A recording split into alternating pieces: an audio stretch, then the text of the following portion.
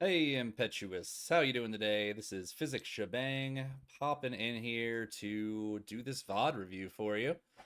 I did a little bit of talking with you, and you said that, your menuing needs some work, but that you just kind of want some general all-around tips on how things could be improved, and I am more than happy to do so for you. So, let's go ahead and get started and see what we got going on here.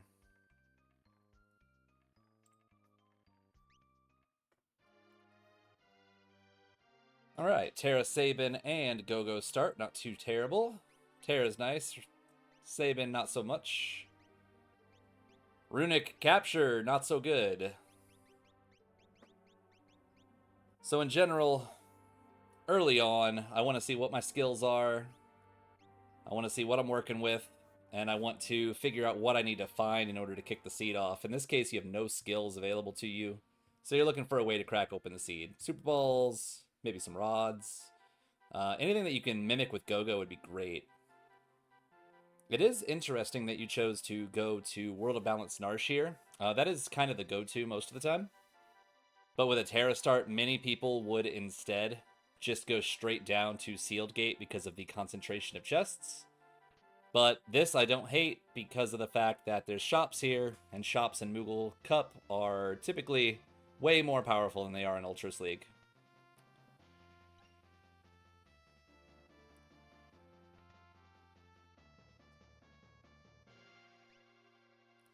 I can tell by your routing that you definitely watch videos. That's kind of the Falcon hit route. It's how I learned how to run this.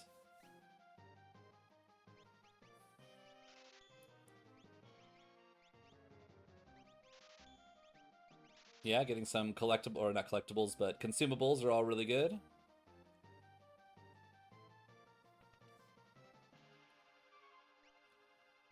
Okay, yeah, experience a gauntlet economizer hyper wrist. That is very stacked. So definitely something to keep in mind throughout the course of this race, this run. Obviously, you don't know how much money you're going to make during this, but at some point in this run, you're probably going to want to come back here for an experience egg, or maybe that gauntlet, maybe even the economizer, but probably not when it comes to Moogle Cup.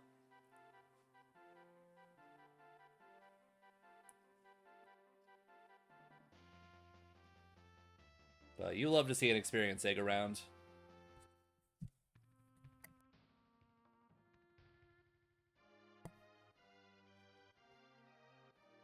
All right, interesting choice there.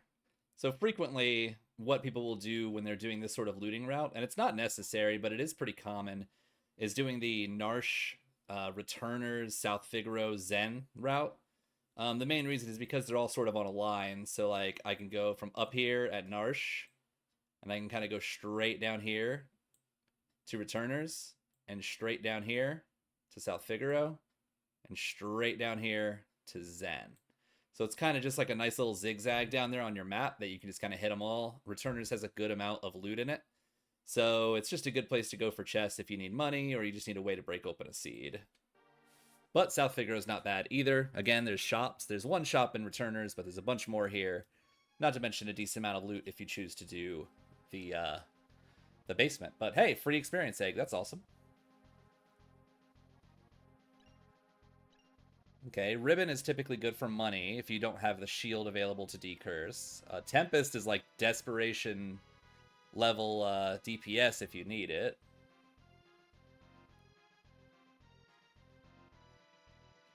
Yeah, I tend to go that back way as well because those two guys just get in the way.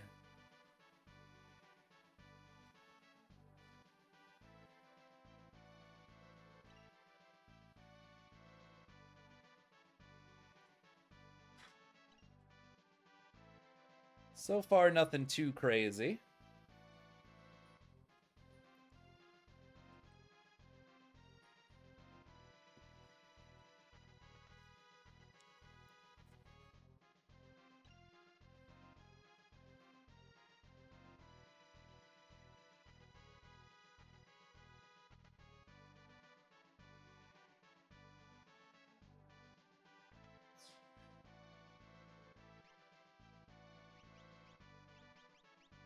A few extra warp stones always good. Getting your dried meat, two of those just right off the bat's good.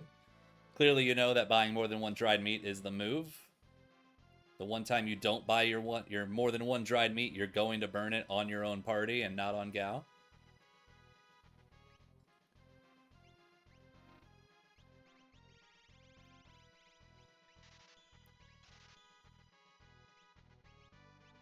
Okay, interesting. So we're going for a white dress, two of them. So it sounds like, or it looks like, you're planning on potentially going a magic route, which makes sense. But there's a bit of money to spend on a what if, maybe, possibly situation when we're kind of low on money. We're still looking at maybe probably getting Zen Thief, seeing if there's an Esper there.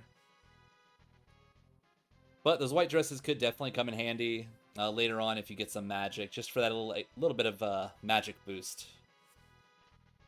And I saw Sabin could wear it, so he can look beautiful and also cast spells a little better. It'll really accentuate his muscles when he puts that dress on. Then pecs are going to be popping.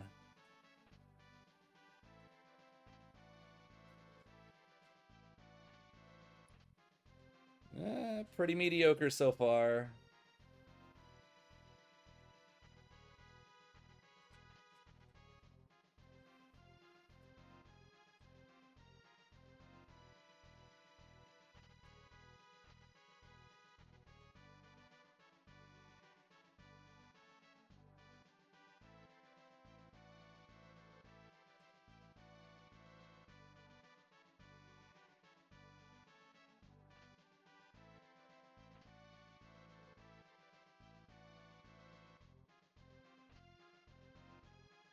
At least there's some armor in here. Some crystal mail's not bad.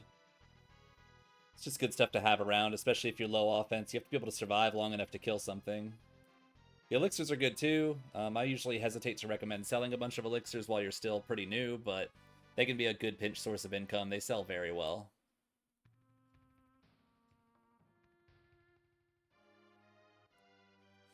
And I did want to show what people will do if they're going to do a Terra start most of the time. So you start here in Narsh, but instead of landing, what many people will do is they'll go there and they'll sort of fly up this way and then loop up to Sealed Gate.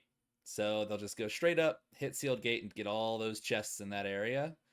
And then the route typically looks like Sealed Gate down here to Albrook, because there's some chests there and shops. And then up here to Zen for your shops and your Zen Thief. And then if you need more, you can zip on over to South Figaro. And you can also decide, do I just want to loot and check shops, or do I want to go ahead and do the basement as well? So it's perfectly viable to do either way that you did.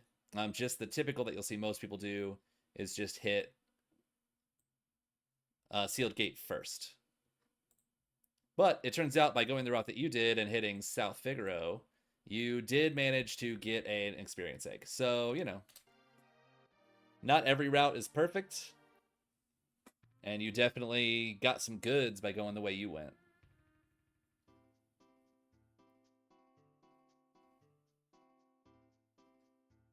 That's pricey. I mean, you have elixirs and you have a ribbon, but I wouldn't recommend selling all your elixirs for that.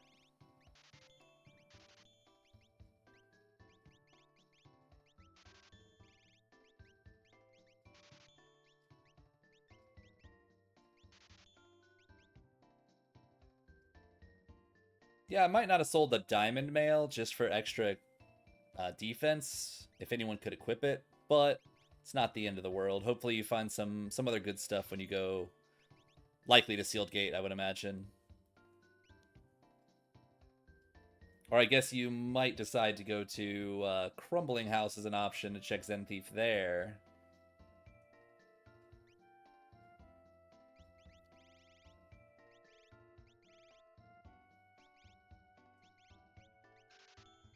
Alright, well, we're not going Tempest route. I will say it seems like you're a little hesitant to sell the ribbon. Most of the time, it's just going to sit in your inventory for the entire seed if you don't. Unless you happen to find lock early enough to where decursing the shield makes sense. But with things like earrings, gauntlets, Genji gloves, hero rings, atlas armlets, offerings, all that stuff, usually you're going to use that spot for something other than just some status protection that you can just throw an item at and call it a day.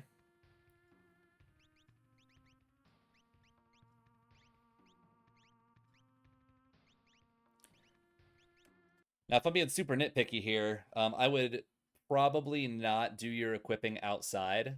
The logic being you're going to go into Sealed Gate, you're going to go down into the armory, and you're going to loot like the 15 chests down there. Maybe you find something really good in there. You're also going to go through Sealed Gate.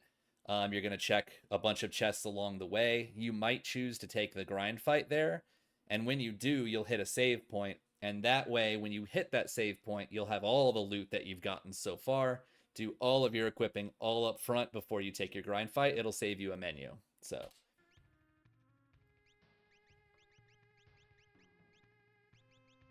generally, you want to reduce your menus to as minimal as humanly possible.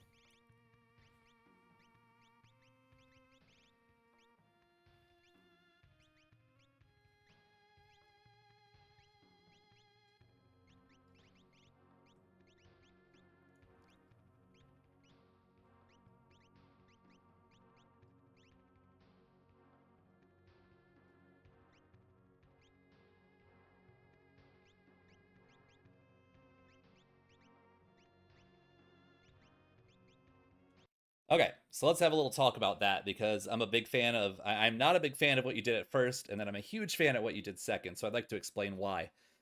You put the experience egg on Sabin. So the thought process immediately was he has high vigor, levels are good for vigor users, I should put it on Sabin. But the bad side is, while he's strong, his equip pool is trash. So there's a very slim chance that he will ever be able to use any weapon that can take advantage of his levels. Meanwhile, you have a weaker vigor person who can equip all of the big weapons in the game except for VK's, which is Terra.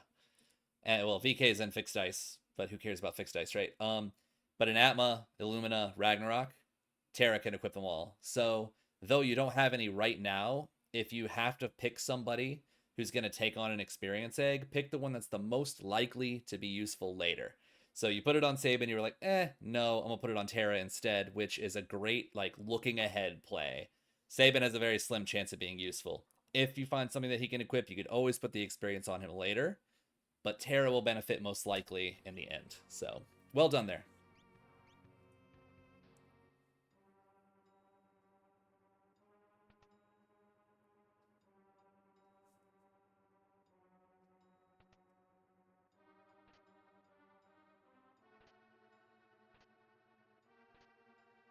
And, well, there you go. I guess we're going to find out sooner rather than later. Can Sabin use the Illumina? If he can, I'd probably put it on him, give him the experience egg, and boom, he's done for. He's ready to go.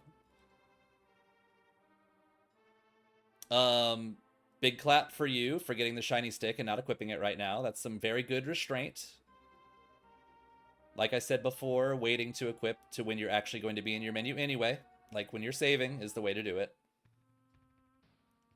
And what I'd be doing right now is like, okay, I got an Illumina, I have a Hyper Wrist, and I also have an Experience Egg and Gauntlet. So what? Oh, and I have an Atlas Armlet. So I think to myself, what do I need to do when I get to that menu? And it's, okay, Terra needs the Illumina. I need to check and see if Sabin can equip the Illumina first. If he can, then we'll go about equipping everything to him. But we know for sure that Terra can use it. So check Sabin, go to Terra, give her the Illumina, give her either the Gauntlet or the Atlas Armlet. Either one would work just fine. And make sure she has the experience egg so she's getting all that experience so she can get more powerful quicker.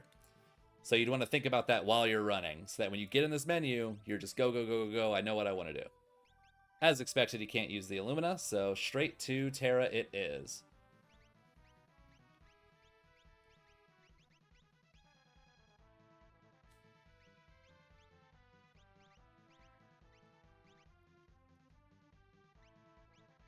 Yes, I agree. Sabin has nothing going for him right now. So I guess, pre-equipping earrings is fine, but not super necessary because he's not going to do much. Fire Knuckle will hit, but without him being in the front row, it's not going to do enough damage to matter. This is just going to be the Illumina party.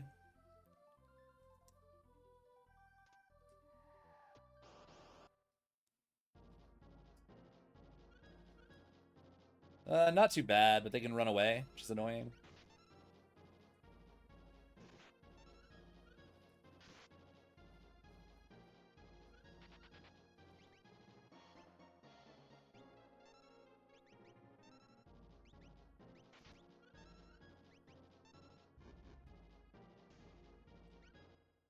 Yeah, I mean, hey, fire proc worked. Didn't get you run away, gets you off level 3. It's good stuff. I would not do another one, though. They're a little bit too wishy-washy with the running away.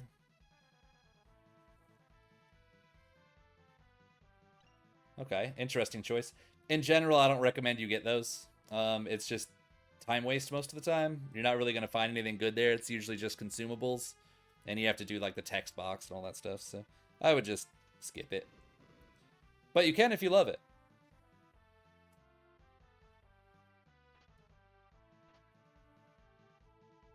Another diamond vest. That's good. Serena Gallon's not bad either. Safety bit's pretty good. Save you versus Doomgaze anyway after the initial level 5 Doom.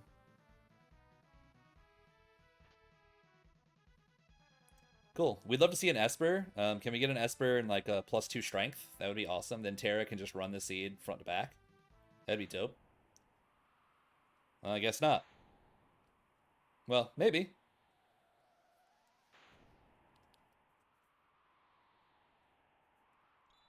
Well, I guess not.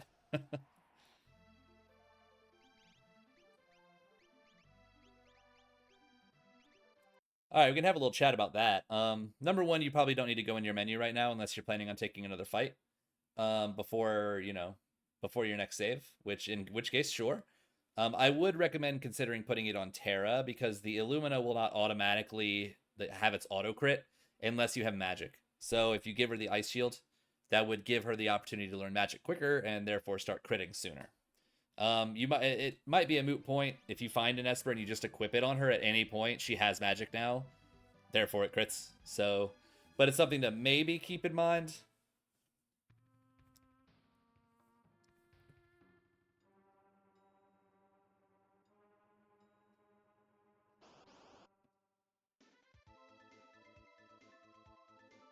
This is also a seed I might consider doing Gogo's check sooner rather than later, mostly because we would love to get some more Espers. We have 0 progression right now. And we have a couple free checks, so we could definitely go take a peek at Crumbling House. And maybe check the Zen Thief there, see if we can't buy anything, or buy that. Maybe get a couple Espers, get rolling that way. But right now, the only one that gets to do anything is Terra. And honestly, even if Sabin learns Ice 2, he's still Sabin. His magic is trash, so it's not going to be super useful.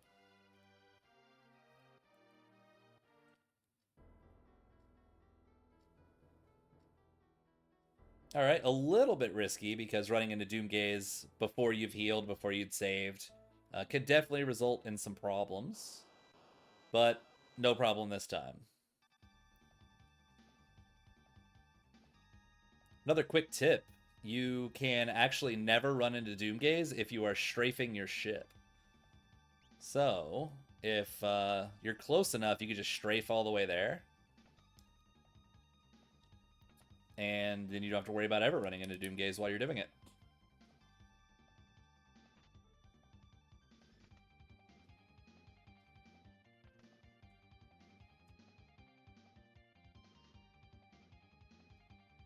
I agree with skipping the monster in a box here. You have no reason to do so just yet. You're at 54 chests and you have not found any VKs, Atma weapons, or fixed dice. Or to a lesser extent, a sniper, or even a Hawkeye. Like, you haven't found anything that might be able to potentially benefit from an offering. So, typically I won't bother hunting monsters in a box unless the seed has given me a reason to do so. This one has not. So, I'm inclined to agree with you on that choice. Downside is you might miss out on a Gigantos. And you might also miss out on a Katana Soul. And turns out that if you had a Katana Soul, then you would have an offering and you'd be ready to go with whatever you found later. But it just is what it is. I like to bank on what I have, not for what I might have eventually, possibly. Bahamut's huge. That's it's only the strongest Esper in the game for damage. AoE, non-elemental, can get you through just about anything with elemental immunities.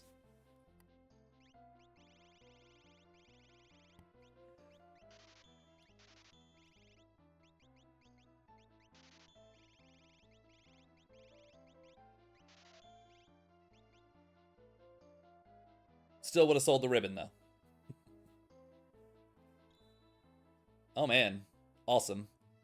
So you got Bahamut and Fenrir out of just one location. So there's your calmness protection, and there's the potential for some area effect killing later on down the line. Would be nice if we had a gold hairpin or an economizer that we didn't have to buy. I would never buy an economizer in a Moogle Cup seed unless it was half off for some Edgar Figaro stuff. And even then, very questionable.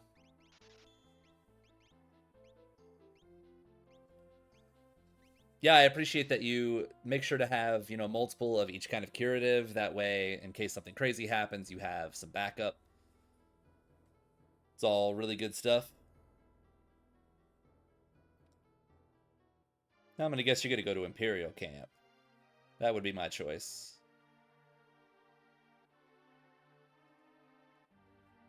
Cool. I think so far the routing choices have been just fine. No complaints. The way your characters are equipped are fine. I was just going to say, make sure to equip your Espers. That's pretty bad. That's pretty good. So in this case, it's pretty minor, but the one who's going to be doing the most attacking is going to be Terra. So I would put the most useful utility spells on the one that's not going to be your damage dealer, which is Sabin. So I would have made sure Sabin had Cure 3. That way we can still heal and still let Terra sort of kick ass, right? It's not a huge deal. It's just something to keep in mind. At least then Sabin can have a bit of a job. This fight sucks. Very low experience. Just a massive waste of time, pretty much. I mean, I guess it's better than Peepers, but not by much.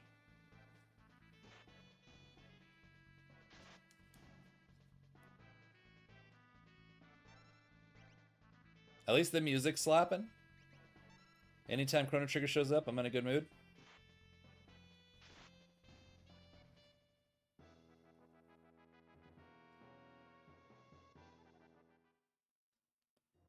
So there's the potential of using Bahamut on some of these fights if you needed to. I think it was 80 magic. I don't know if you have 80 magic, but if you didn't, you could always consider popping a tincture if you have one on Terra and just letting her slam it. It could get you through a fight with a bunch of enemies pretty quickly, but we'll see what we run into. And Tangiers are disgusting. Always run, not worth the time.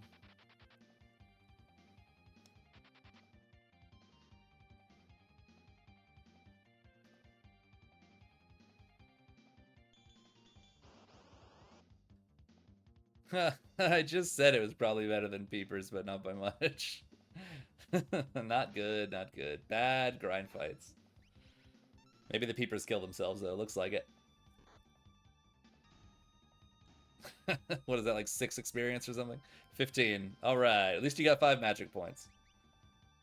And a natural magic Mog, so cool. At least you got rewarded in some way.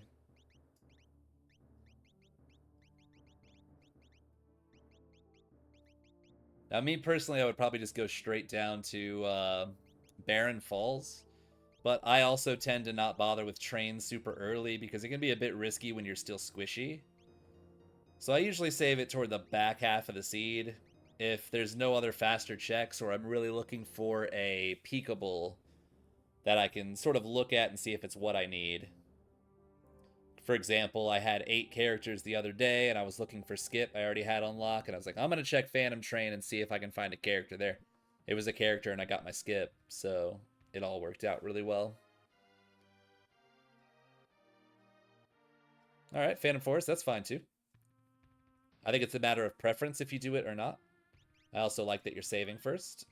And I like that you didn't bother wasting any of your sleeping bags. You knew that there was a healing spring here. You're willing to poison walk all the way to the spring to heal for free, which is fantastic. That's some pro strats right there. Only menu when you got a menu.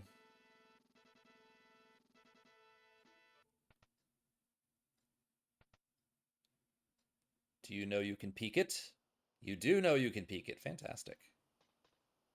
All that research paying off. And an Espers? That's cool.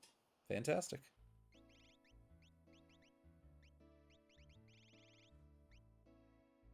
Cool. Now, I don't know 100% your thought process. If your thought process was, if this Esper sucks, I'm leaving, then it makes sense to go ahead and equip right there. But if you weren't having that thought process, you should definitely just wait until the very end. I guess maybe not in Moogle Cup, because you are going to fight at least one grind fight to learn whatever's on it. So, okay, it makes sense. It makes sense. My brain sometimes goes to, it always goes to Ultros League, where something like Ultima is going to take forever to learn, so there's no way I would learn it in this place anyway. Dodlings are extremely scary sometimes. They throw things, and it's not nice. They also use stone, not cool. But they didn't do anything, so that's great. I think your attack priorities are fine. Probably Terra didn't need to attack there, just using shock and then mimicking shock, problem solved.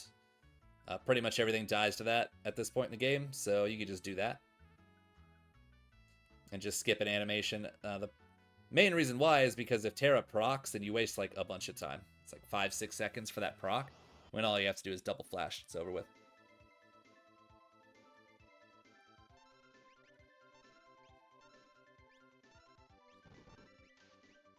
Like that. Perfect. 10 out of 10 move order. Love to see it.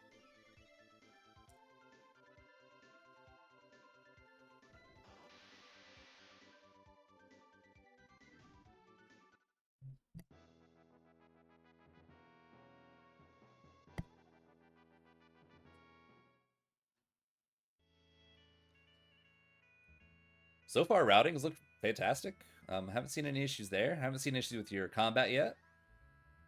Your intuition with a build thus far has been pretty good. No complaints.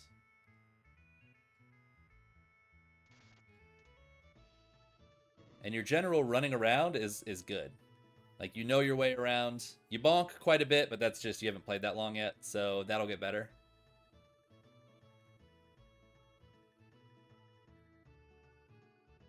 Generally better just to run up the ladders on both trains. The skips or the transitions between in the train, out the train, it just takes too much time. Okay, yeah, awesome that you used a separate save. Because if you get trapped here, you want a way out. And if you wrote over your initial save, you're just trapped here. Win or lose. Man, that... Oh, I can't believe you learned Ultima that quickly. I'm so jealous.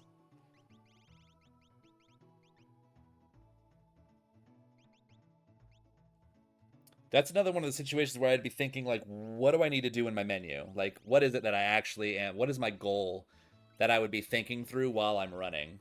You know, I'm going to get to the save point. I'm going to save, but I think I learned Ultima, so I'm going to put that on Sabin so he has a job.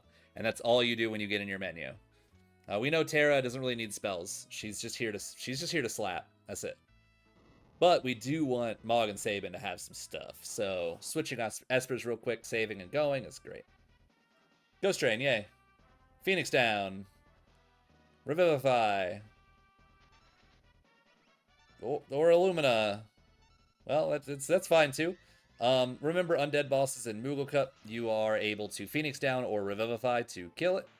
That includes the Phantom Train. That includes Hydon. And there's probably one that I'm forgetting, but I think there's one other one that I can't remember which one it is right now. But those bosses you can instant kill.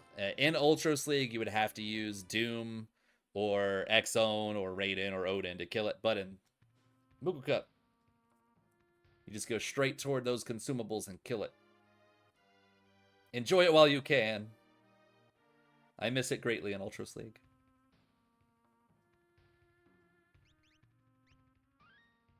Okay. Again, good stuff. So you knew you didn't have to switch Espers. You already switched what was necessary. You got no other gear. You also clearly noticed that you get a free heal here. So you must have heard that somewhere and retained it. So fantastic. No need to use your sleeping bags here either. Just jump off the waterfall, magically be full cured.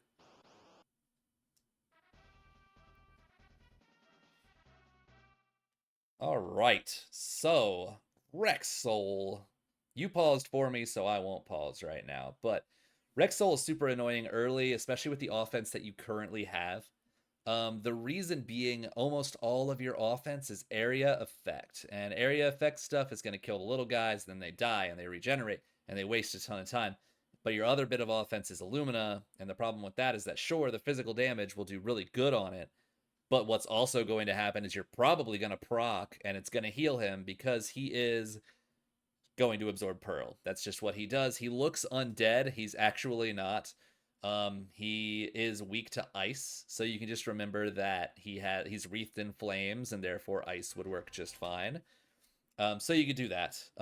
But there was one thing that you looted that would end this fight really fast, and that would be an ice shield. So you could unequip that ice shield from, I think it was on Sabin. You could unequip it, crack it with Mog because he has 2 earrings and better magic, and then if he doesn't die, you just mimic it with Go-Go, and you are on your way. In the event you don't know that, then, or you just don't remember you have that shield to crack, then you can go with your most powerful attack. So I would still swing with Terra. Probably her physical attack will do more than the Pearl heal. But if you're gonna do area effect attacks, make sure it's like Ultima. So you're doing the most damage possible, so you have the least regenerations on the little guys possible. Another side note, when it comes to cracking rods and it comes to cracking shields in this game, it ignores magical defense. It doesn't ignore their like absorbs or negations or anything, but it ignores their defense, which makes a lot of it's very important for Rexol here. Rexol has a ton of magic defense and actually very little physical defense. So if you have good physical offense like Ragnarok, you can kill him really quickly. But with an Illumina, it's a little bit more tricky. But an Ice Shield, no matter what his magic defense is, he has 0 magic defense when you crack that in his face. And he's weak. It wouldn't surprise me if it did like 7 or 8,000 damage and killed him outright. So just something to keep in mind.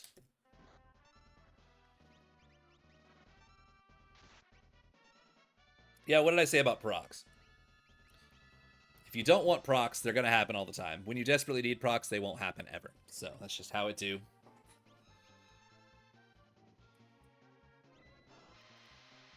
Shock is decent, but again, I would still like Ultima is about 35 or 40 magic power stronger, so I would just pop that. Just so at least I'm hitting Rexol as fast as possible, as hard as possible.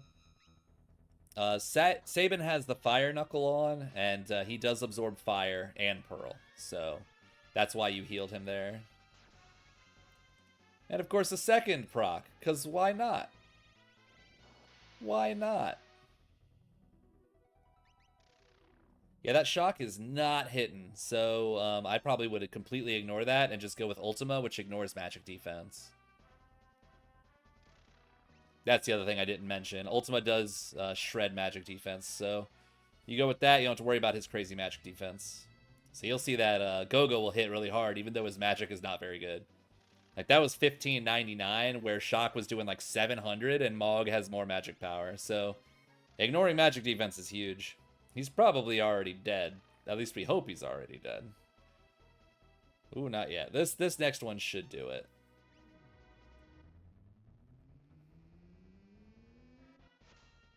So yeah, my one recommendation here would be try and remember which consumables you have, even if it's a shield. I know shields are great and they're really good defense and stuff, but certain times you run into a boss and you're like, do I want to spend 2 or 3 minutes here?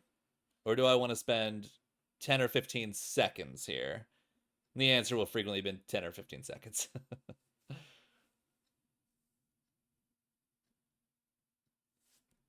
I'm gonna skip ahead. I'm sure you're just double checking his pattern to make sure that you're doing it right and you picked the right tactic. He's just one of those bosses that's like not hard. He's just very obnoxious if you don't have the right tools for him, and just slow. But the plus side is 35 magic points, so really, really good for magic learning.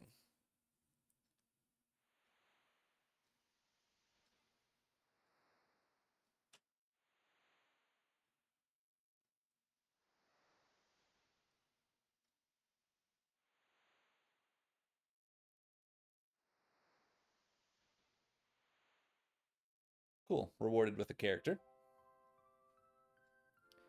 Setzer. That's some pretty quick checks. So not bad, not bad.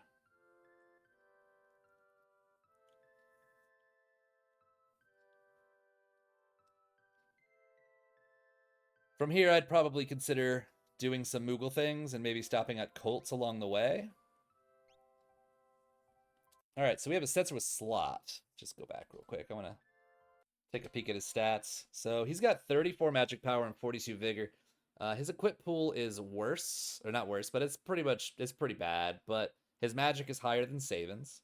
Slot is good if you know how to use slots, and natural magic could result in some pretty good stuff if it's a good pool. So I would consider bringing him in for Saban, just because he's a better Saban. That's just, as of right now, he's better. So let's see what you choose.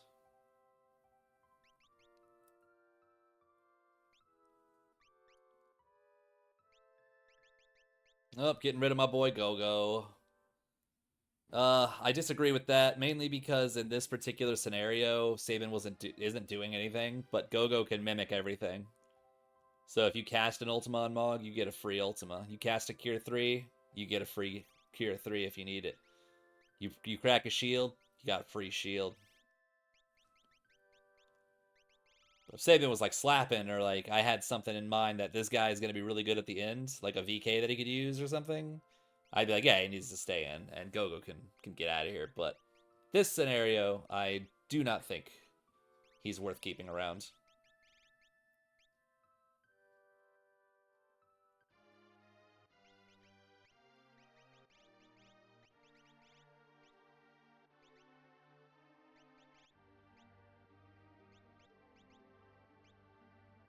As usual, obligatory, you don't need to open your menu right away. If you forgot, just wait till your next save point. Each menu takes about 2 seconds to open and 2 seconds to close, so it just adds up quite a bit over time. Yeah, I don't mind Moogle things. I personally probably would have hit Cults along the way, since you're only one character away, but you still need a bunch of Espers. So there's probably a good chance that there is not an Esper, or there's not a character at Cults, because you already found one through Saban, and he's a Sphere 0 character, meaning he's something you started with. And the way Worlds Collide tends to work is characters tend to be gated behind your most recently found character. So like right this moment, you could assume that there's a good chance that there is a character at Cullingan or at Daryl's Tomb, because Setzer is your most recent. Mog is your previous most recent, so there's a good chance there's a character here somewhere as well. Possibly not, but there's a decent chance on Mog, and there's a really good chance on Setzer right now that a character's around.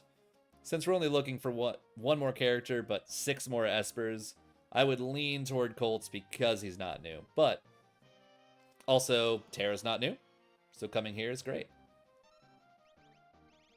Tritalk, only thing you can hit him with is things that shred through physical defense or non-elemental magic damage or fire. So you don't have any way to shred his physical, which would be like Atmo Weapon or a VK or a Fixed Dice. But you do have Ultima, which is perfect. So 2 Ultimas should finish him off just fine. But other things that could work were Shock, if you had Quasar, if you have Grand Train. Those work if you have Rage and you have Landslide. Or Shrapnel, those will work because they're non-elemental, and Shrapnel shreds physical defense, so they would both work. Just things like that. But got through it just fine. Well done.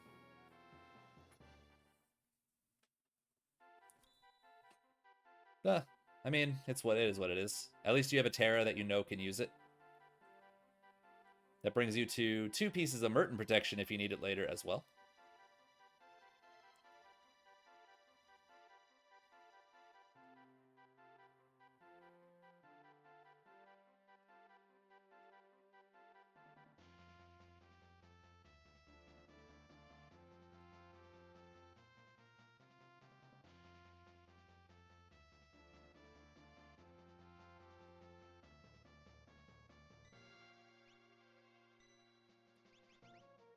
Yeah, so right here is where I would have been like, okay, I can go ahead and finish my equipping. But then again, you did decide to do Welt Cave, so it makes sense that you equipped earlier.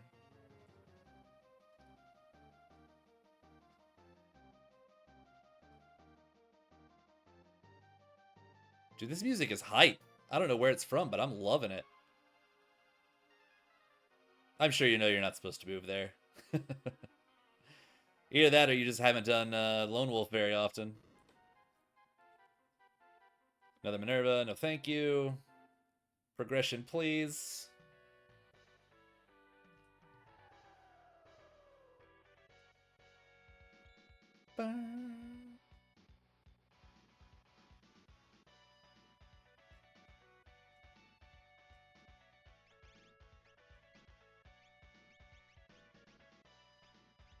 You rolled some fire tracks in this seed. An Illumina stat stick, no problems there. Alright. So, you just put Terra in the front row. Fun fact, Illumina doesn't require to be in the front row. Illumina does the same amount of damage in the front or back rows. So, you want to always keep your Illumina users in the back. No need to front row them. Ragnarok, they need to be up front. VK, they need to be up front. Atma Weapon, they need to be up front. But Illumina, back row, baby. One of the best defensive items in the game, not to mention being able to go in the back row.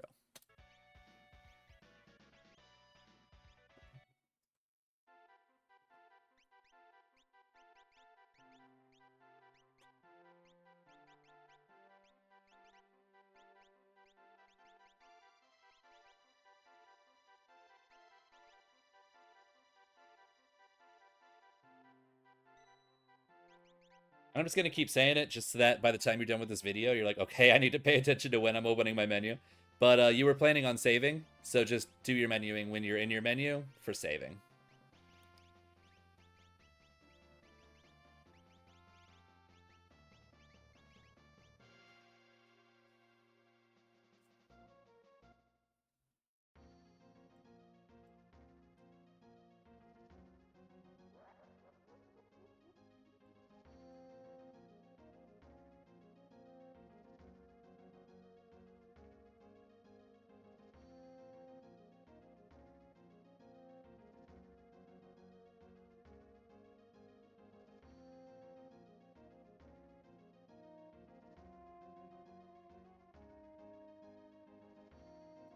Uh-oh, are we going to see a Kefka Narsh skip?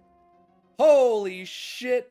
Look at this guy! Look at this guy! Look at this guy! I see people who've been playing for a year can't do Kefka Narsh skip, and you just roll in here and do it like that?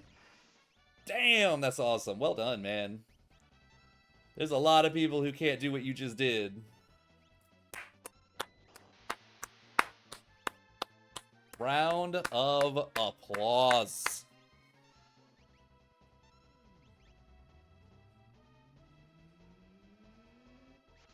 Man, doing his homework.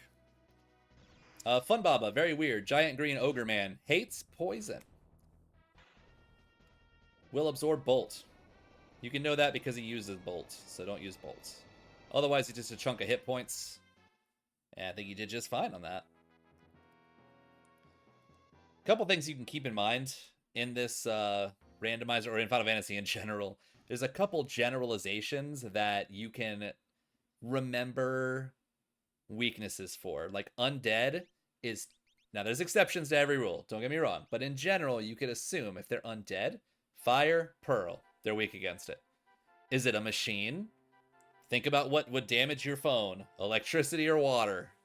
Both of those typically damage robots. Humans, typically poison. What a surprise.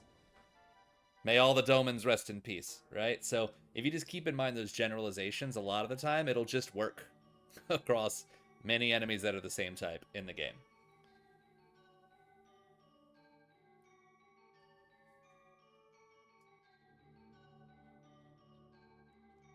Are we going to get a double whammy here? Are we going to get a Kefka Narsh skip followed by a Moogle defense skip? Could it be?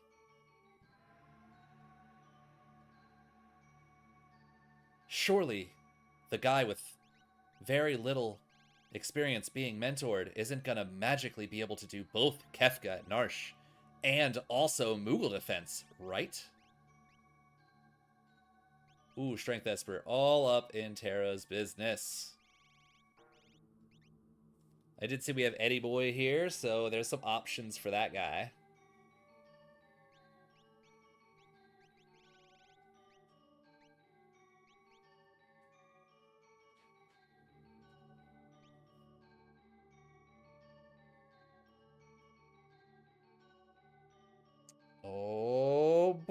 we have the makings of a Moogle defense skip. Look, he's doing the thing. He's doing the thing. Let's see it. Oh, he's doing the thing. Oh my god, he's gonna do it. Hell yeah. Dude, both of them? Hell yeah. Hell yes. Well done, dude. Very, very, very impressed.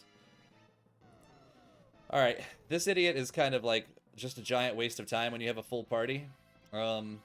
He's not that scary. The main thing you're worried about is going to be North Cross, which could freeze your whole party, which is just annoying. You sit there for like 45 seconds, you can't do anything.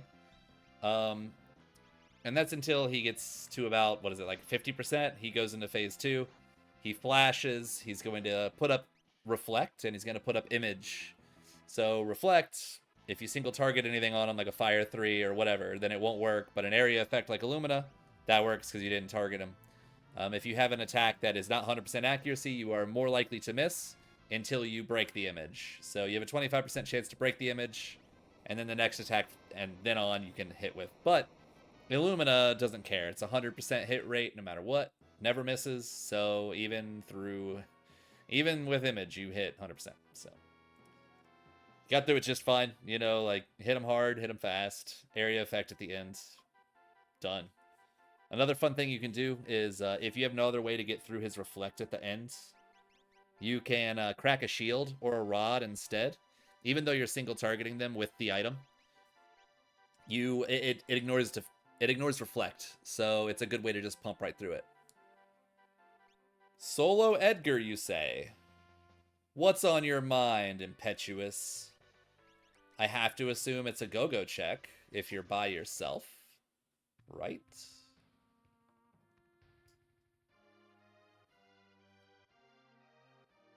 Okay, alright. Okay. So, I like where you landed. That's like the spot to land. However, not 100% sold on going here right now.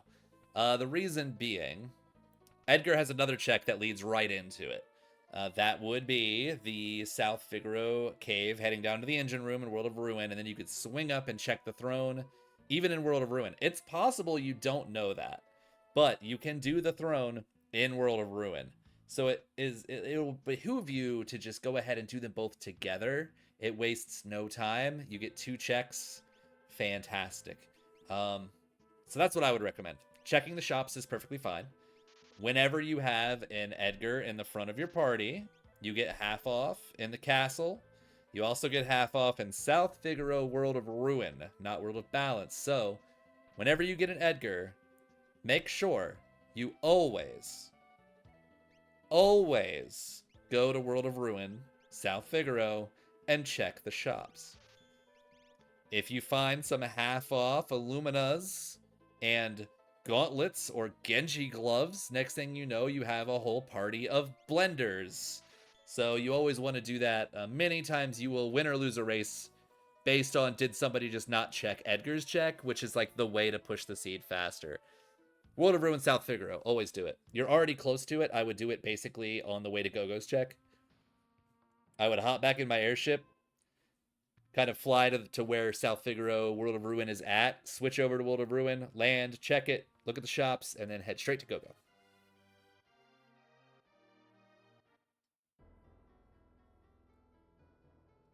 Oh, goodness. You are brazen, good sir. All right, so you have not saved since before Kefka at Narsh, right? So that means if you were to die, you have Kefka at Narsh, Moogle Defense, and South Figaro Castle that you would have to do before you could catch up. And you just kind of raw flew around World of Ruin with just Edgar in your party. So there was like a really good chance if you ran into a boss that you would just instantly die. So do be aware if you want to be as safe as possible in the World of Ruin until you kill, obviously, Doomgaze. So the better idea would have been to fly to that island in the World of Balance and then switch to World of Ruin. That way you don't have to, like, potentially have that happen. Unfortunate. It looked like he was just letting you in, and then he decided not to. I have a video I can show you. I actually just recently posted it in content creation on the Discord of Paul's it's menu buffering to give you a chance of not getting punted off if you are pretty sure you're going to get kicked off. And really all it is if you see that guy coming at you while you're jumping across and it looks like you're about to get punted off, smash your menu button. It'll open up your menu, and when you open your menu, he still has like 1 or 2 moves he can make. And when you close your menu, he's got like 1 or 2 moves he can make. So there's a chance that he moves in the opposite direction and you never get kicked off. Just something to practice. Doesn't work all the time, but it is a good thing to have in your back pocket.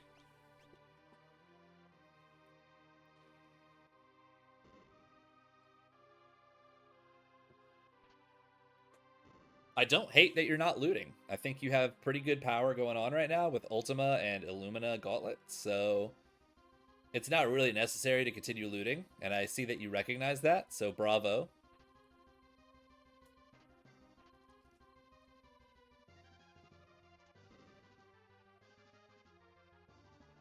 You actually do not need to do that, so believe it or not, you can just like hit the switch and then jump right back over. So you don't need to go this way at all. You just don't need to do that. Just head straight back up and it'll save you some time. It's minor, but every little minor optimization you can make equals time save.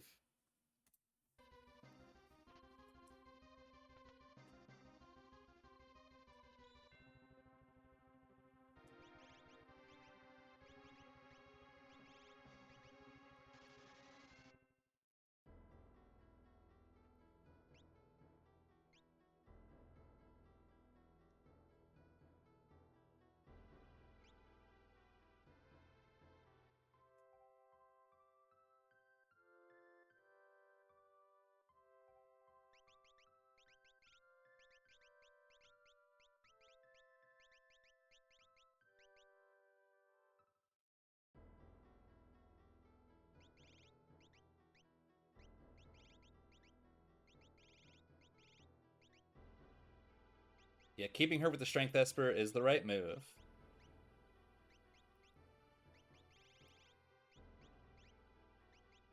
Yeah, him with Gear 3 is also good. Got a good amount of shields, which is nice. 2 shields and a Minerva, so you definitely are like really close to Merton protection if you ever need it.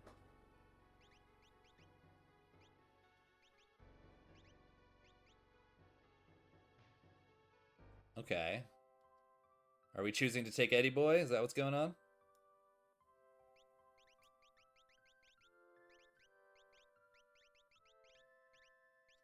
Okay. I don't hate it. He has a good equip pool and good stats. Nothing wrong with him.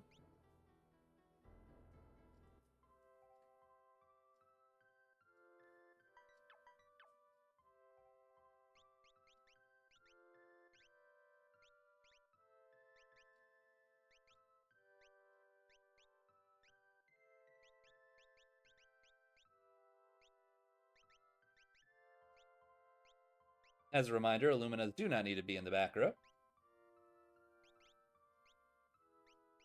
Okay, so you're going to put the Experience Egg on Edgar.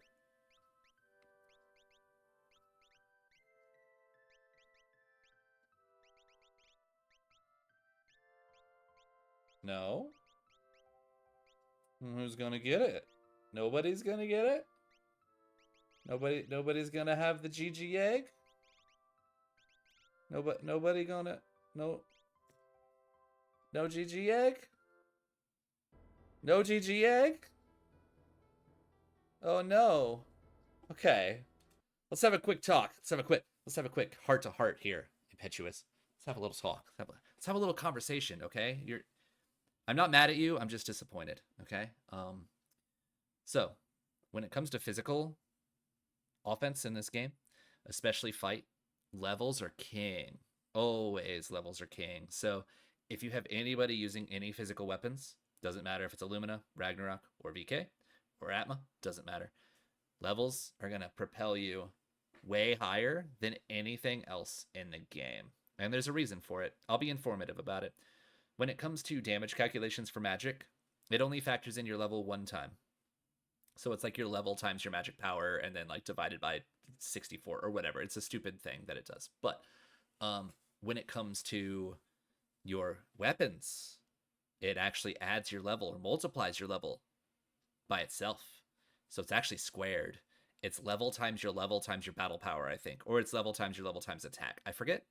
Either way, it's multiplying your level twice. So you get double the benefit from every level you get, while you do not get that benefit from getting vigor.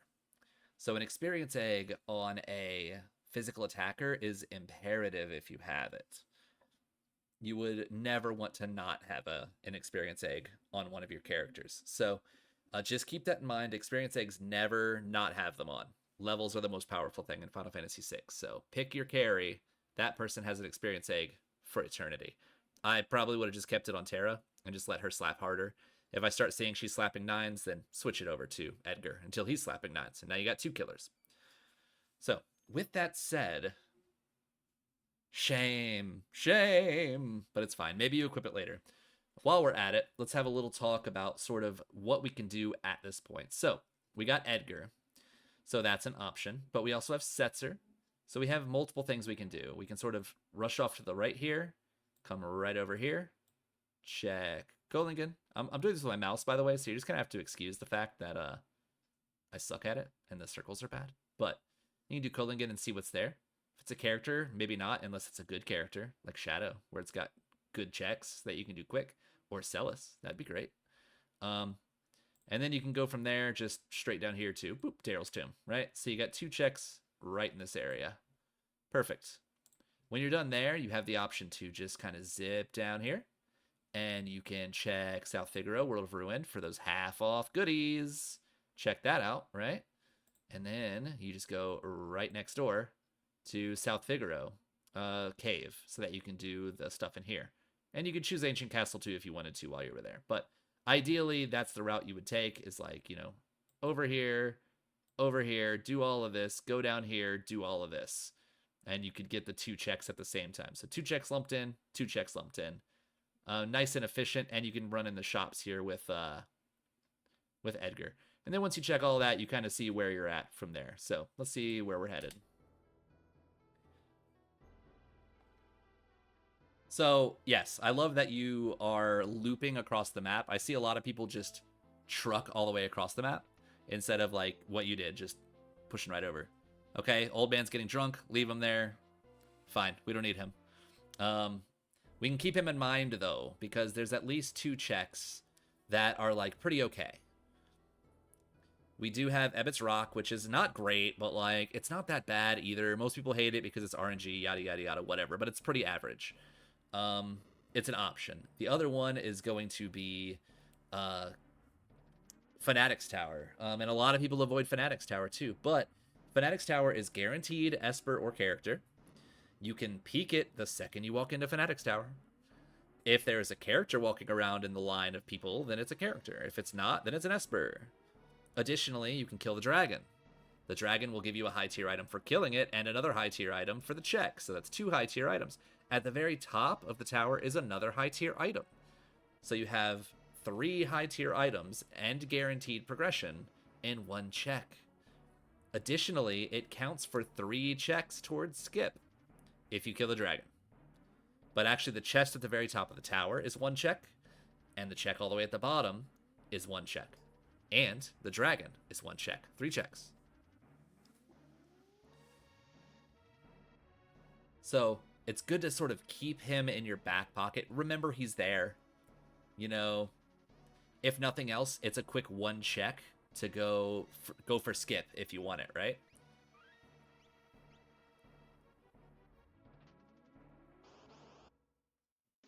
I'm not so sure about the monster in a box. There's not much you need. You don't need an offering. You got nothing for it.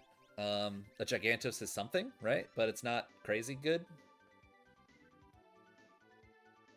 I mean, it'd give you a ton of levels, especially if you had the experience egg on. But I don't think it's really worth the time in this case. Just kind of, your offense is already pretty good.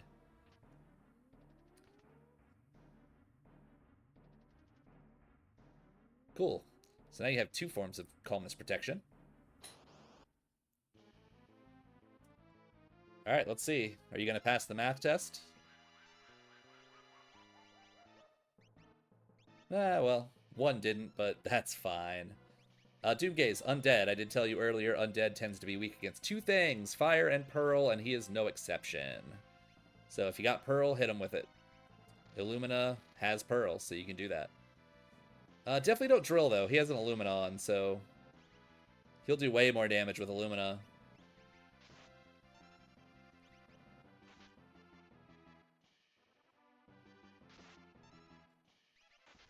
Yeah, that makes sense. So his level is a little bit too low. He doesn't have a gauntlet to increase the damage, and he is not using an Atlas armlet to boost his damage by an additional 25%. So he's just not very strong right now. So we want to do something about that, and the way to do that is going to be levels. But it's fine because Illumina is still strong.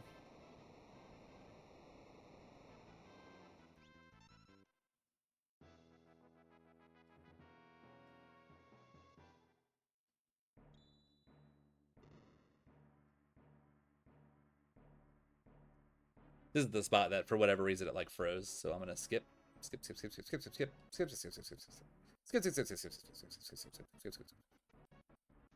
we go.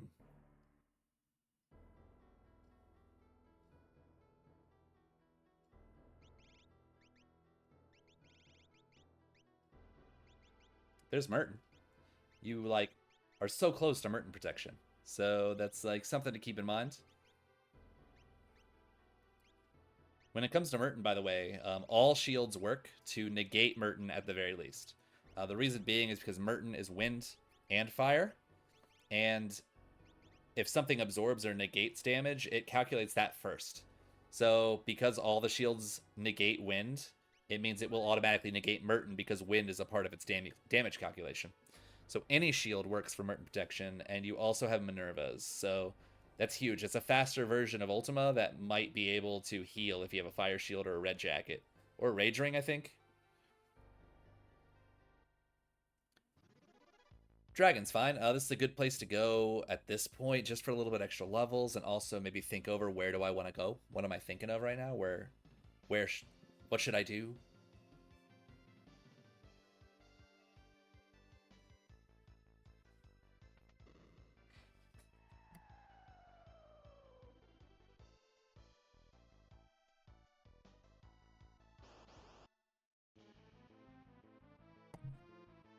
Red Dragon, Fire. If you like Pokemon, Fire Pokemon don't like ice, water, and stuff like that. Or water, anyway. But, you know, you can kill them pretty quick with just about anything that you have at this point. That's 6,000 damage Terra. Pretty good stuff.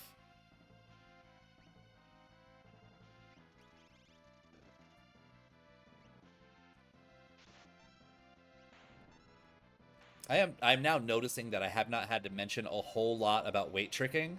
So again, fantastic that you're able to do that, and like you already know weight tricking and you're already using it pretty intuitively to where I didn't even think it was worth mentioning up to this point. So hell yeah.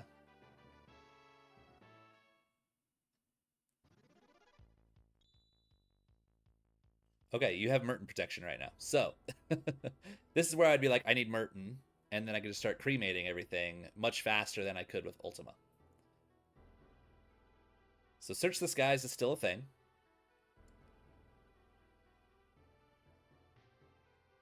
Okay. All right, a bit of an odd choice.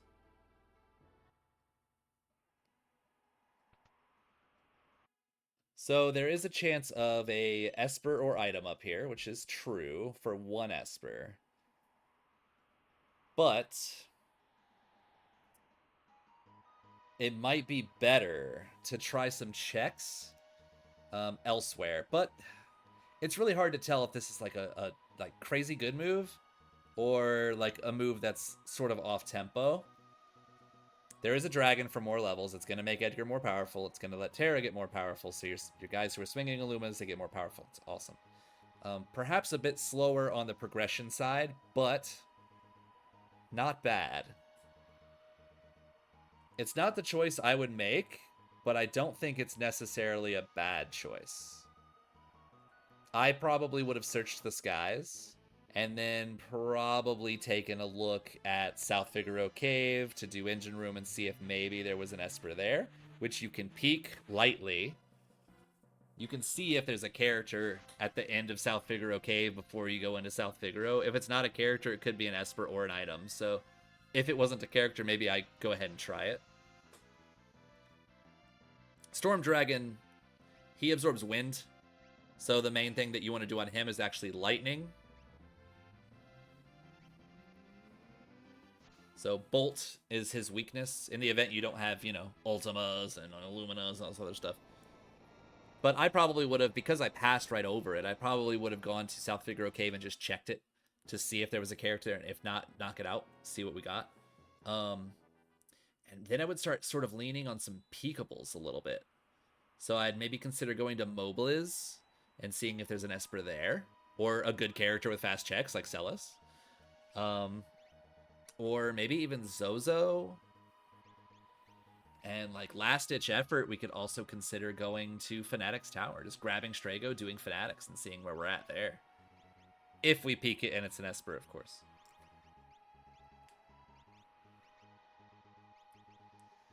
Well, that's a shame.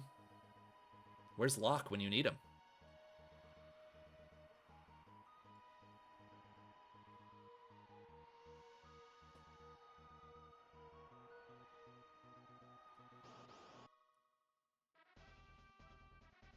I mean, tentacles.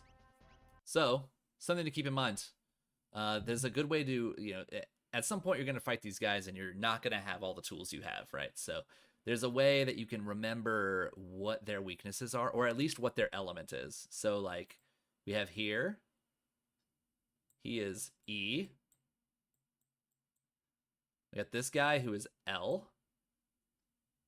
This guy who is F. And this guy who is I. So if I read them clockwise from upper left, it's Elfie. Earth, lightning, fire, ice. And it helps you to remember what their elements are. It's like this guy is weak to ice. So you can use ice on him and bleh, he dies. You can use fire on this guy because he's ice, right? And then he dies. And then these guys have much less life than these guys down here. So these guys can die pretty quickly. If you're worried about a long-standing fight with these guys, killing these top ones is probably a priority. You can get rid of them quicker. That's less enemies trying to grab you, less enemies using Entangle or any of that other crap that slows you down, so you can get rid of them. This bottom left one is also susceptible to instant death, so you can use Doom, Odin, X-Zone, any of that stuff to get rid of him right off, just right out, which is a great way to do it because those guys have a pretty good amount of life.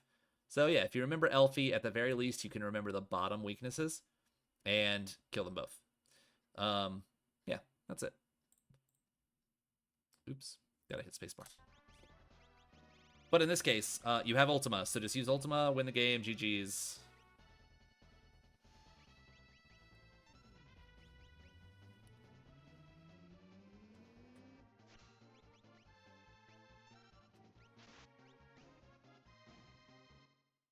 Yep, that's all you need when you have something like Ultima. Overwhelming AoE damage is all you really need for them as long as it's non-elemental.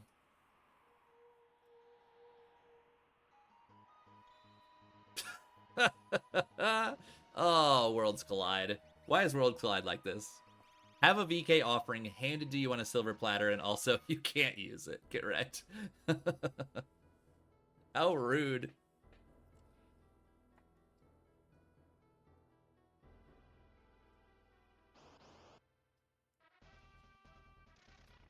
Alright, Ifrit. Ifrit's fire, he doesn't like ice. Shiva is ice, she doesn't like fire.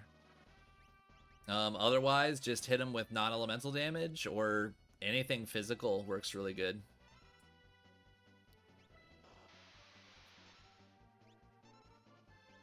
Yep, non-elemental will do it. So at this point, I noticed that you are like using Sabin a lot, but he is like a Temu version of Mog. Like, Mog is superior to Sabin. So, like, this guy doesn't need to do anything. He's just gonna waste time in the long run because he's probably not gonna kill things that Mog could have killed in one shot. So, most of the time, Terra here is going to be slapping really hard, especially if she procs, and Mog here is going to be slapping really hard. These other two guys, like these two, bleh, bleh, they're not very good. Not really worth doing actions most of the time. So just keep that in mind. You can utilize your carries mostly, which in this case is going to be Terra and Mog, just to execute damage faster in the long run.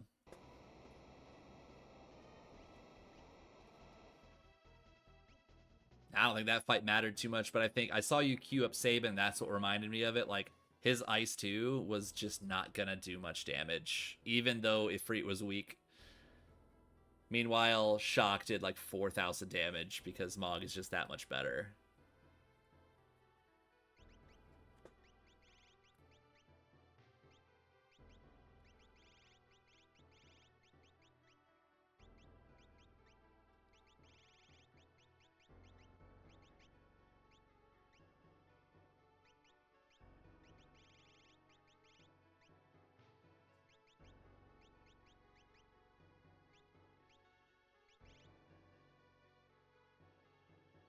All right, so from this point, what am I looking at doing? So we need 2 Espers and only 2 Espers. So what I would be really focusing on at this point is going to be peakables, of which we have like 3 decent ones. We have Mobliz right down here. We have Fanatics Tower right down here, which all you have to do is like, you know, go get Strago from the bar and bring him down there if it's an Esper. So that is definitely like a move you could do. The other option is to go over here to South Figaro Cave and just see if it is a character running around. If it's not, then you could try for the Esper. But these two are the two that I would go peek just to see if they're Espers. Because if they are, you can slam them out and be done with it. Another thing is that like it would open you up to skip to do something like Fanatics. Because you're at 17 checks right now. So let's just assume we get Strago, that's 18. Even if we did this is 19. And then if we did Fanatics Tower, assuming that's an Esper, that's 20, 21, 22. That's your skip. So that's obviously being very bold and assuming that there's an Esper here and an Esper here. But there's good places to sort of take a look at. I would just peek Fanatics and peek this and then just see what you can do to try and get unlock at the same time as your check skip would be nice.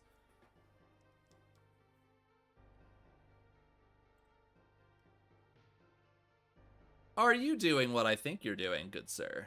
Are you going for the auction house with still 2 Espers? That's an interesting move. How much money do you have? You have taken no grind fights. I don't believe you have any money.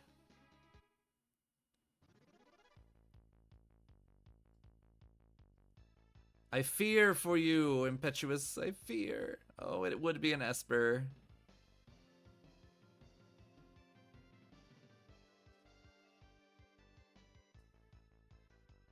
I don't think you have the money.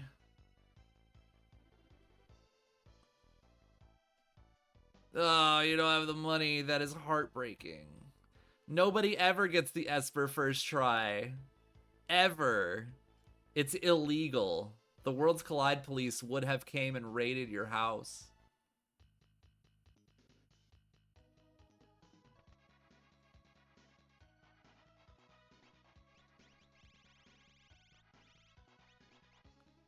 So you remember when I mentioned that ribbon a long time ago? That homeboy's still chilling in there, just ready to be sold for big chunks of change. Look at that poor experience egg. Look at it. Look at it. Look at that experience egg just sitting there. So sad.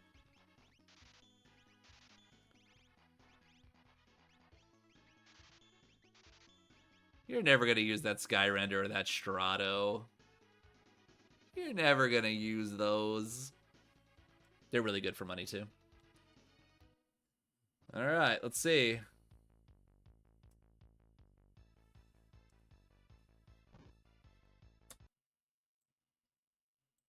What?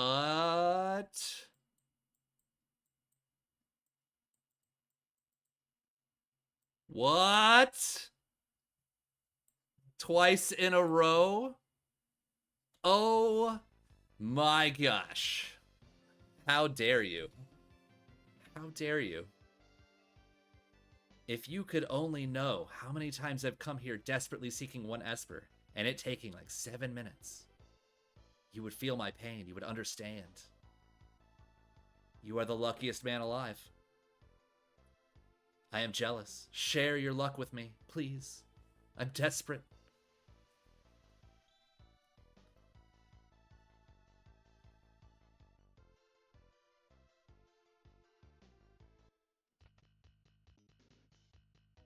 We're doing another one? How far are you gonna push your luck? I was about to say, am I gonna have to, like, just quit Worlds Collide forever with 3 in a row?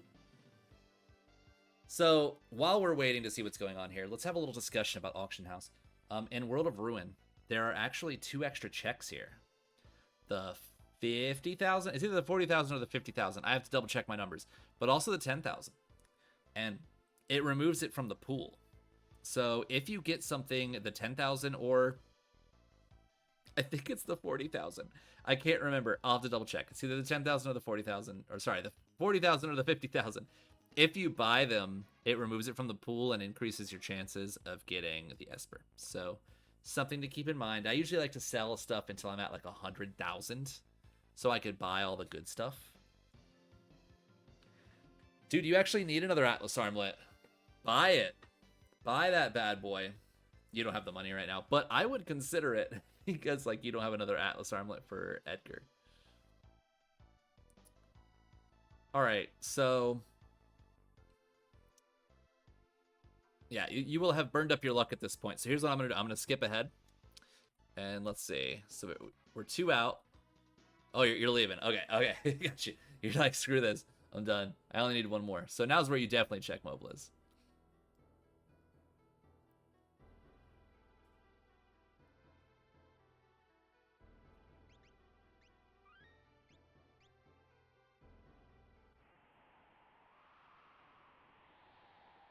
Oh, you skipped it. Okay, over here. If you go in there, and then you're gonna like go left and down, and then down some stairs. There's a door down there, and you go up, and there's a bunch of like kids walking around. There's a girl on like the upper left that's just wandering.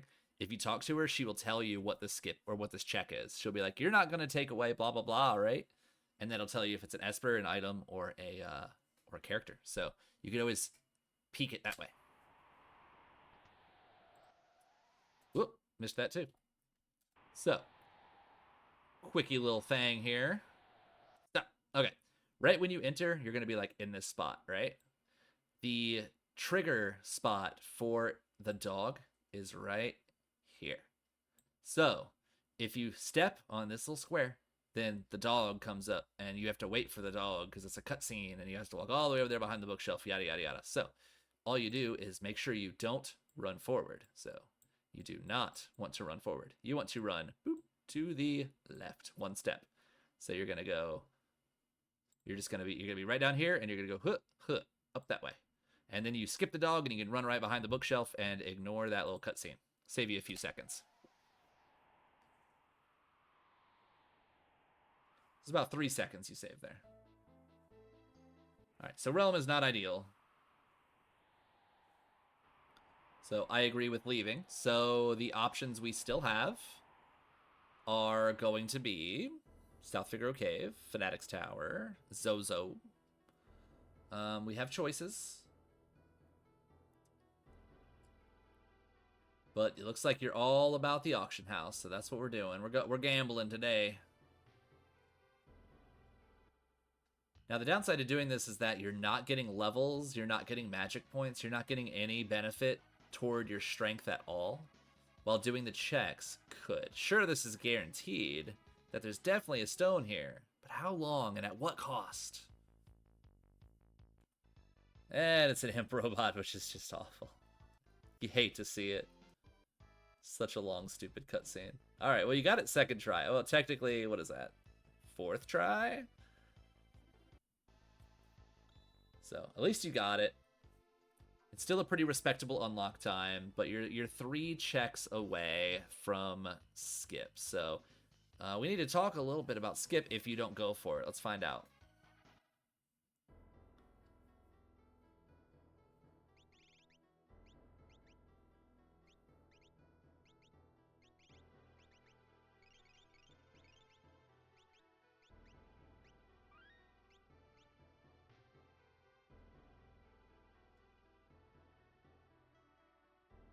Okay, so you're heading to Kefka's Tower. So this is where we need to think, like, is going for skip worth it? In this case, probably. So if it takes you about less than 5 minutes to get the skip, then you should just go for the skip. And there's a way to force it. So the way to do so, first of all, you can look over here.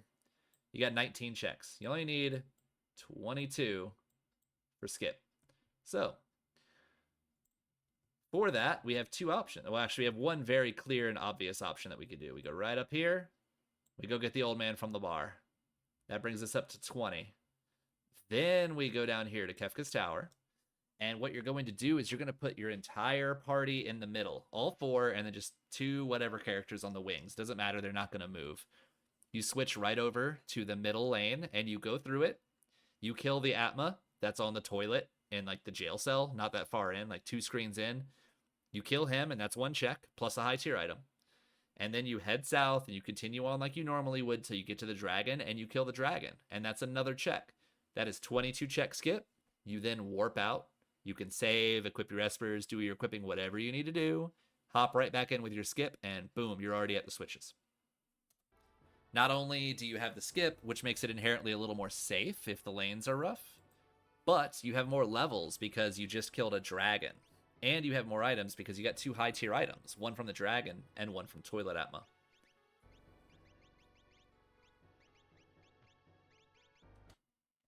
All right, let's see here. What do we have going on? Most people would have this lane go right up the middle at the end. So it would end up going through Inferno, and then it would, at the very end, be the last one to go up and go center for the Guardian and also the Poltergeist spots. But I see you have 2 characters over here, so chances are they are going to end up in the middle at the end. So I can see what you're going with there. So when we're talking about how to place our characters, we want to find a way to maximize safety and also experience if we can. So we got 2 physical attackers. So we got physical attacker, and we got this guy and this guy, which are magic, right? We talked earlier, these 2, the physical attackers, benefit from levels more. So if we're trying to maximize our damage, because this is our main sort of damage and the most benefit for levels, maybe he goes here, and those 2 can be the ones that run up the middle and get all the experience. They can soak it all up, get ultra powerful, and move right along. And these 2, you know, Mog can go on a single lane, Sabin can go in a single lane, because they both have Ultima, right? Chances are they'll be fine. So you can just work with that. What I would do is have Terra and Edgar over on the right, and eventually they would actually end up in the center instead, based on how you send your first character around. And then these guys would be on their own, most likely. The other concern I have is old Eddie Boy here does not have much going for him. He has no gauntlet. All he has is a hyper wrist. And he hasn't had an experience egg, so like his overall viability as a character is not very good with his current build. So something you could have done is maybe considered going to World of Balance Narsh before this and picking up another gauntlet. You would be sacrificing some defense, but you also have Cure 3, Phantom, and Golem, so you have a lot of ways to avoid damage during Kefka. So maybe getting him a gauntlet just to buff him up a little bit more would have been a good idea, but like there's a sacrifice to it as well. So it's a matter of comfort. When it comes to Sabin and Mog, they're both fine. They're going to be fine one way or another. So let's see where we go from here.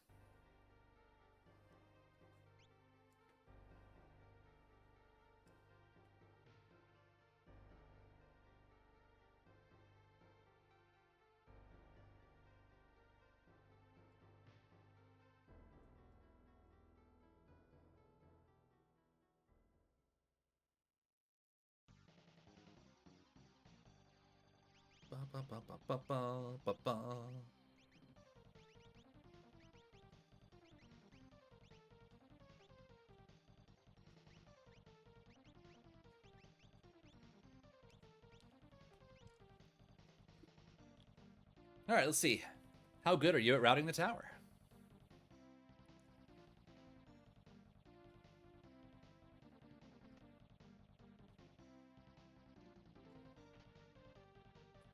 I can't avoid that chest either. It's right there. I gotta loot it.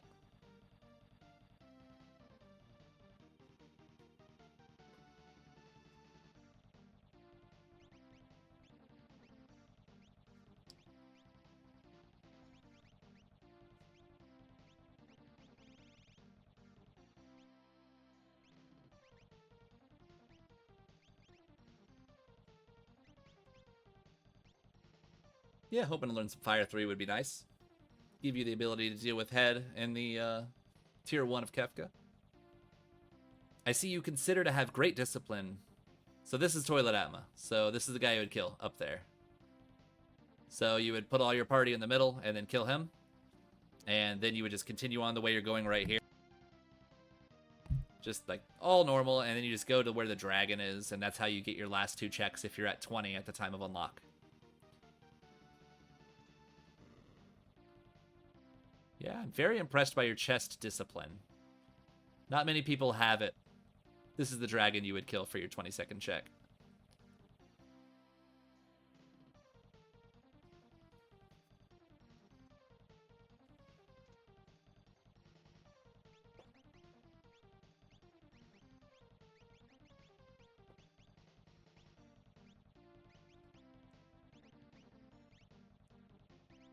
Yeah, at level 20, I wouldn't even bother equipping him. He's not going to survive anything that touches him anyway, no matter what he's got on. Except for maybe like a snow muffler. Maybe he could survive something.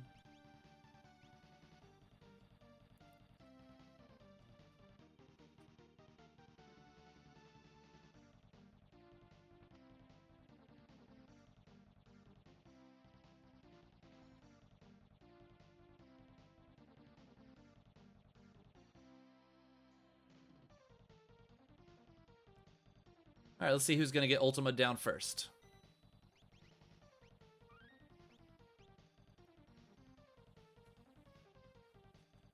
So the main thing we're worried about at this point is going to be Magimaster. I know Ultima works, but he also hits hard.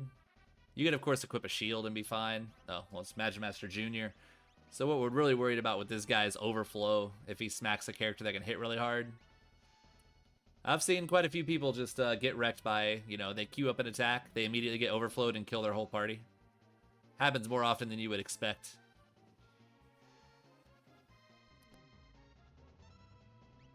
But doesn't matter because he's dead. He doesn't have very much life.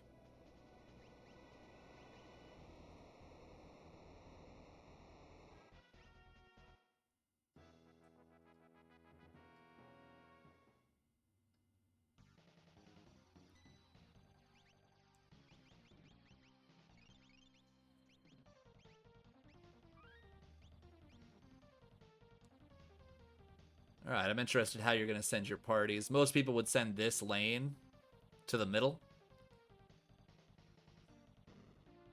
But I'm suspecting you're not going to do that.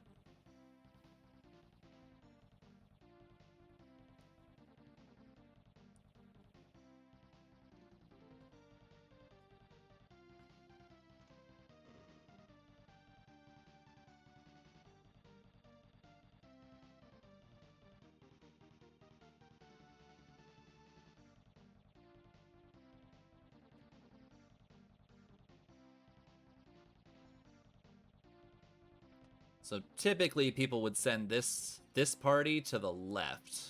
But I bet you're going to send her to the right. Yep.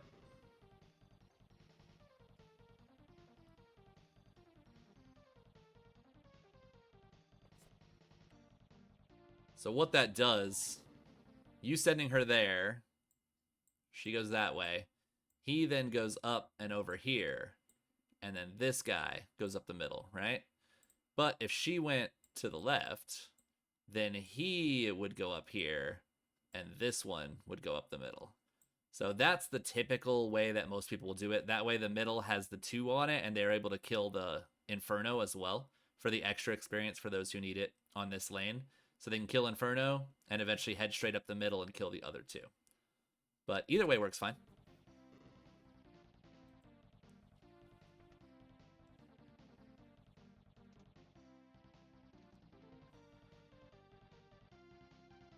I think it is much safer to send Edgar and his partner Mog to the middle than it is to send a solo Sabin with a level 22 Go-Go in the middle. This is definitely the safer option. Not to mention Edgar desperately needs levels. He's quite weak for an Illumina user.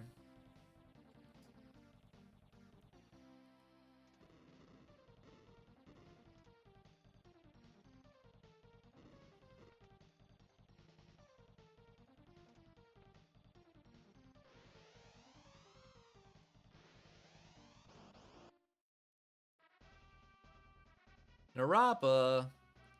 So he can be instant killed, which is always good. So, like, there's the possibility of killing him with instant death before he does anything. The problem is he has Reflect, so you can't use Doom, but you can use X-Zone or any of the Espers to kill him.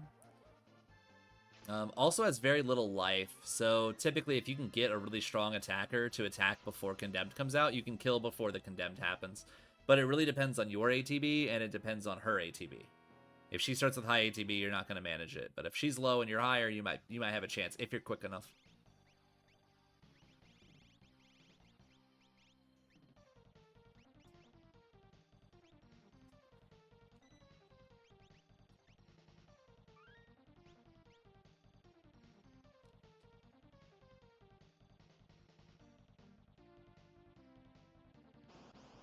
All right, so racing etiquette right here.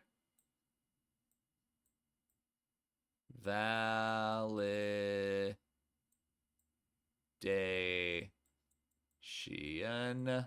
validation chest. So in a racing setting, that is the chest. I don't know if you played A Link to the Past, but that's like the one that you get after fighting the worm thing on the way up Ganon's tower. The very last like chest that you come across as the validation chest that you're supposed to open. That's this one right here. You open that one, it's the last chest in the game, and you open that one to validate your seed. So everyone opens it. It's Worlds Collide race etiquette. Heck yeah. Anyway.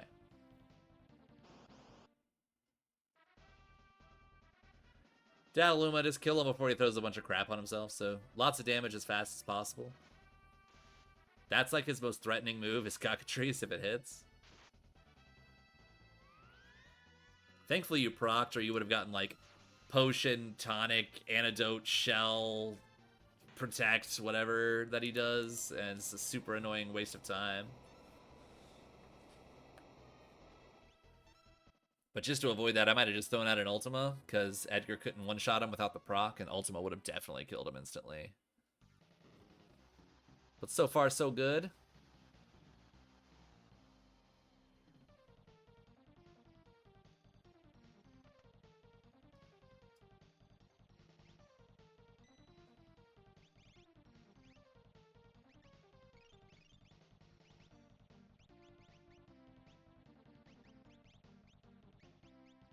Yeah, it's about the best you got is the Hyper Wrist earring. That way at least his procs are a little stronger.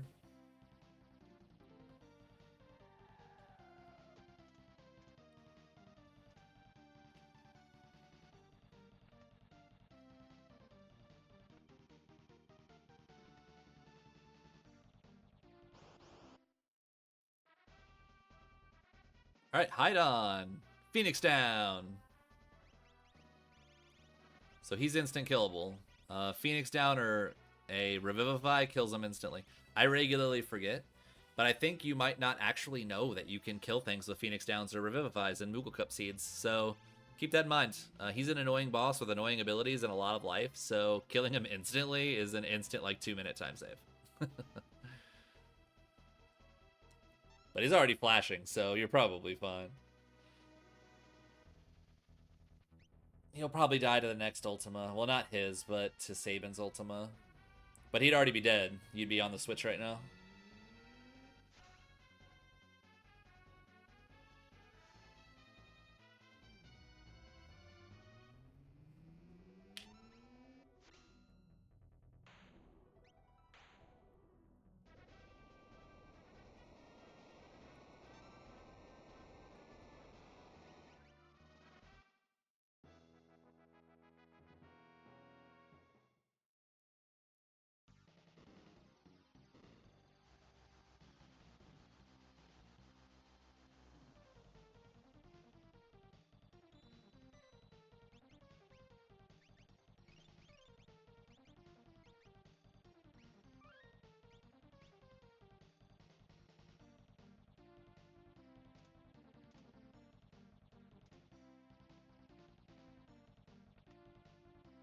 Alright, last one. Let's see what we got. Magmaster's still lurking. This would be the worst possible team for a Magmaster fight. Alright, Umaru's fine. He's weak to fire, absorbs ice. Also weak to poison, because he's a humanoid. Ideally, you kill him before he does this crap, but sometimes you just don't have a choice. When you're a single, like, one character, you can only do so much damage.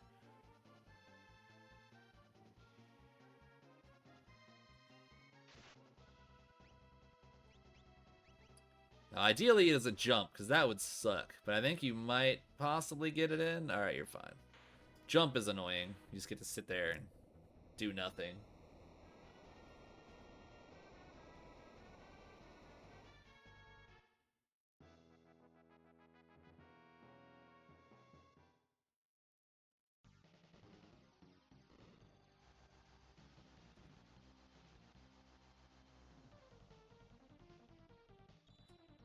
That was pretty smooth Kefka. Kefka's tower, that is. We'll see about Kefka.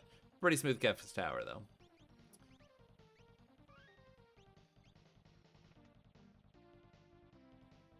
Alright, and off we go. I'm gonna skip ahead. There's no reason to watch all this.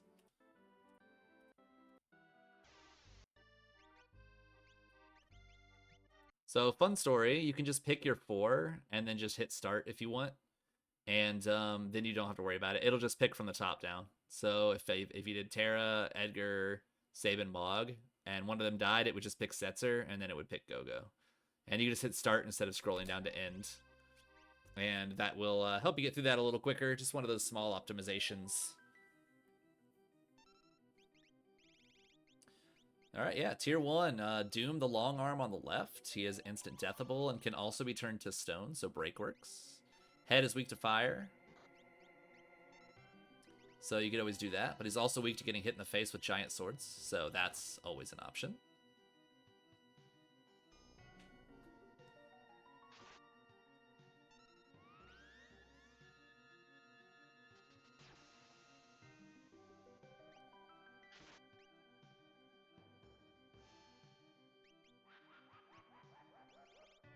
Okay, pretty good weight tricking there. You got a little overzealous for a bit. I think Fire 2 is just going to be a giant waste of time, because how much damage? Yeah, 5,000? But you could do 7,000 with Terra, right?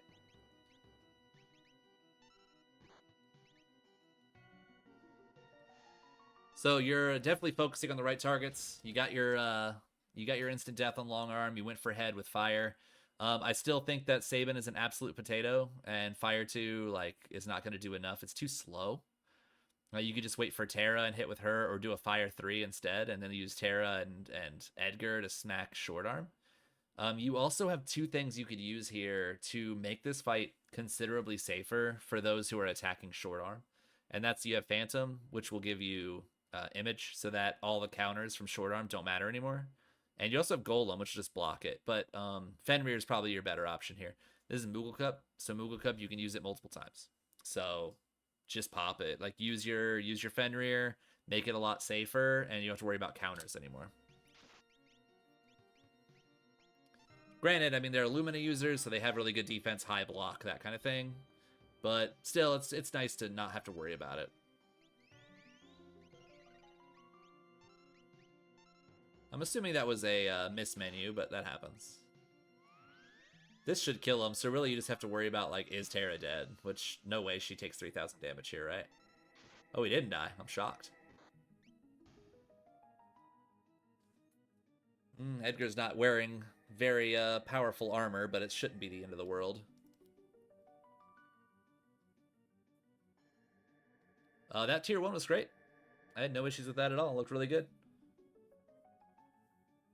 I mean, the only thing that I could really say is just that certain characters do not need to act. You could just use your most powerful characters instead. Save yourself some cast times. Alright, so tier 2, got Tiger on the bottom right. It's weak to ice. Generally annoying before losing 50% of his life. And generally deadly when he's lost more than it. So if he's lower than 10,000 damage, he starts getting stupid with Doom Tusk that can turn you into a zombie. But before that, his main thing is South Cross and North Cross, which is scary. I see that you doomed Tools, which is awesome. She sucks and does more damage than most people give her credit for. I don't see mute, so that's a little scary because he's gonna hurt.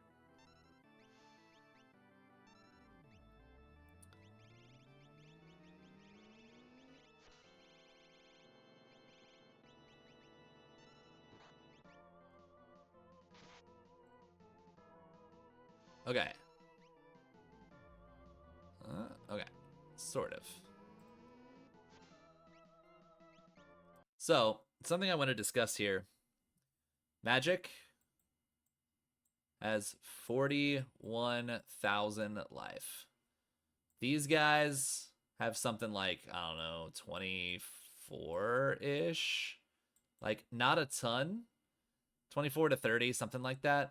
So, the reason why I bring this up is because this guy has the most out of the stack.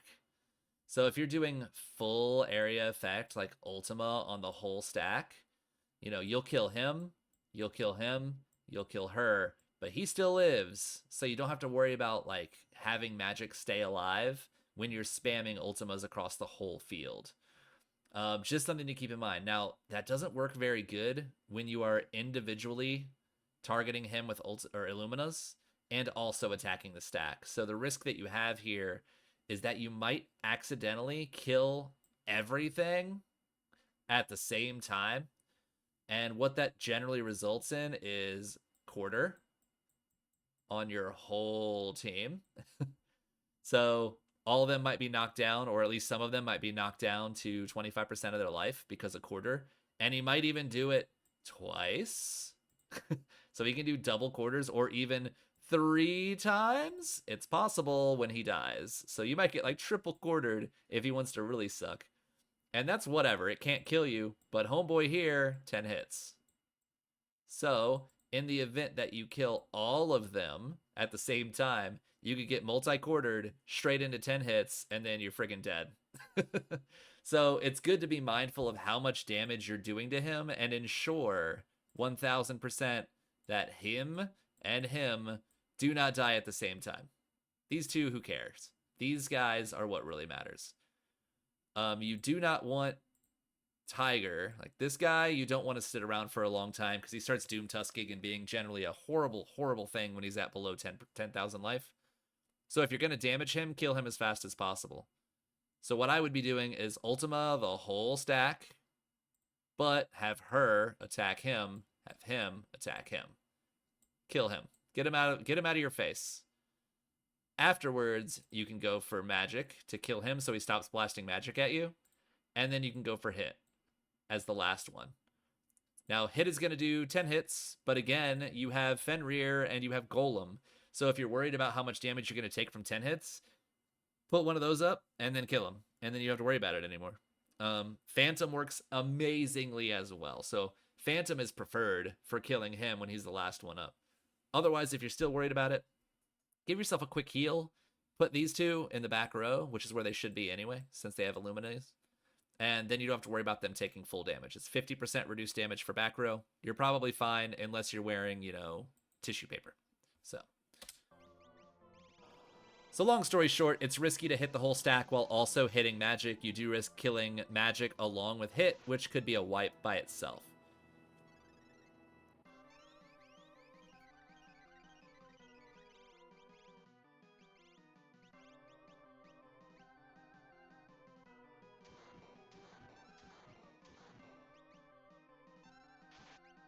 So another thing to bring up, I am seeing something that can be very dangerous on Kefka. You are queuing up almost your entire party at the same time. Now, when it comes to Kefka, a lot of stuff can just happen that you didn't expect. And when you have 3 characters like queued up, they're going to act before you can react to anything these guys want to do. So generally, the best idea is always have one character attacking and one character ready to queue. Or you can have maybe one other character queued up, but keep 2 in reserve just in case shenanigans occur. I generally would have like Terra attacking and maybe have Edgar ready. Go ahead and select that fight once Terra is done, as long as everything looks good. And then have these guys ready to cast their magic if needed. Things like that, but you don't want to queue 1, 2, 3, 4 characters at a time. You lose the ability, you lose control if things go wrong. There's the quarter I was talking about. Only hit one person, thankfully.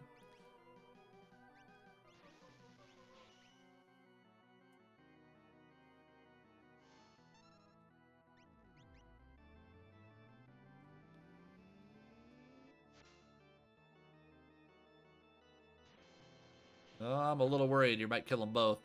Where are we at?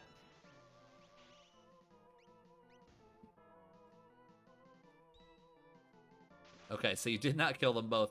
And even had you done so, you didn't get quartered. But that was extremely risky.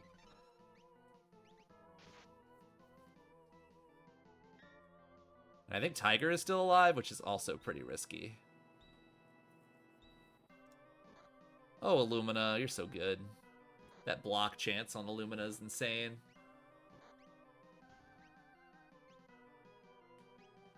Yeah, this is one reason why you want to get rid of Tiger too, is because of Northcross. But you got lucky. There's the Doom Tusk we're worried about, and we got lucky. We got lucky. That was pretty spooky. I think Mog was just going to heal, so you were probably fine. But God forbid he was queuing up an Ultima. And then got Doom Tusk. You would just die. Everybody would just eat an Ultima.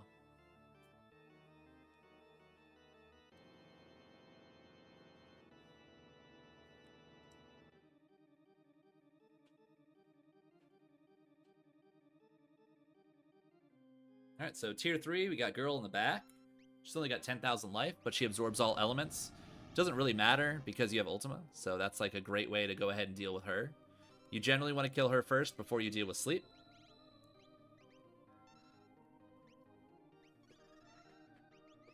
Yep, Kira's good.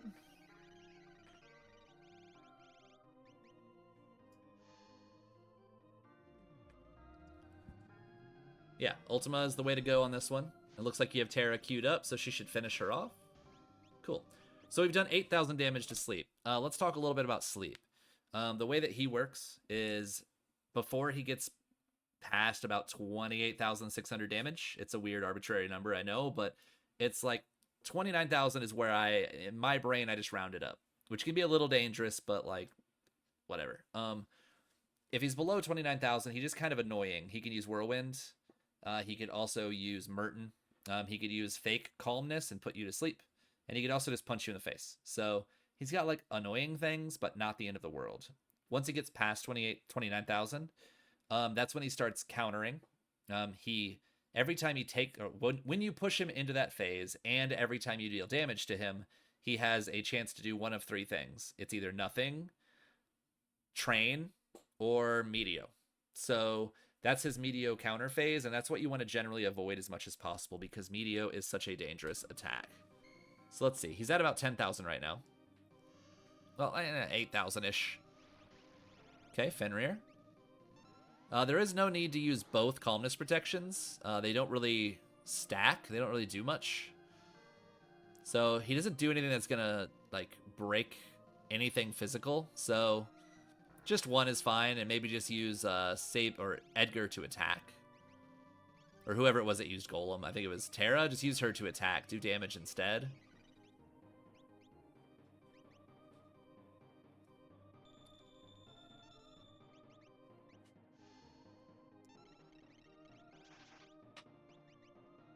So, like, 15, 16, 19,000 so far. Okay, so 29,000. So you pushed him just past it. All right, okay, so, very scary what's going on here. You're getting lucky because it mostly missed. So the thing is, the reason why that was so risky is because every time you attacked him, he had a chance to counter. So you pushed him into Meteo phase, and he threw Meteos at you. You got very lucky. Let me look at it real quick. So it was the Ultima. So let's see how many people got hit by it and how much damage it did. So that only hit one person, but look at how much damage it did to Sabin. 1,422. So almost none of your characters can take two of those, right? So you got lucky that only one person got hit, and let's see what the second one does. So You swung with Edgar, who is very weak, when you could have swung for Terra and possibly killed him instead and avoided this second media.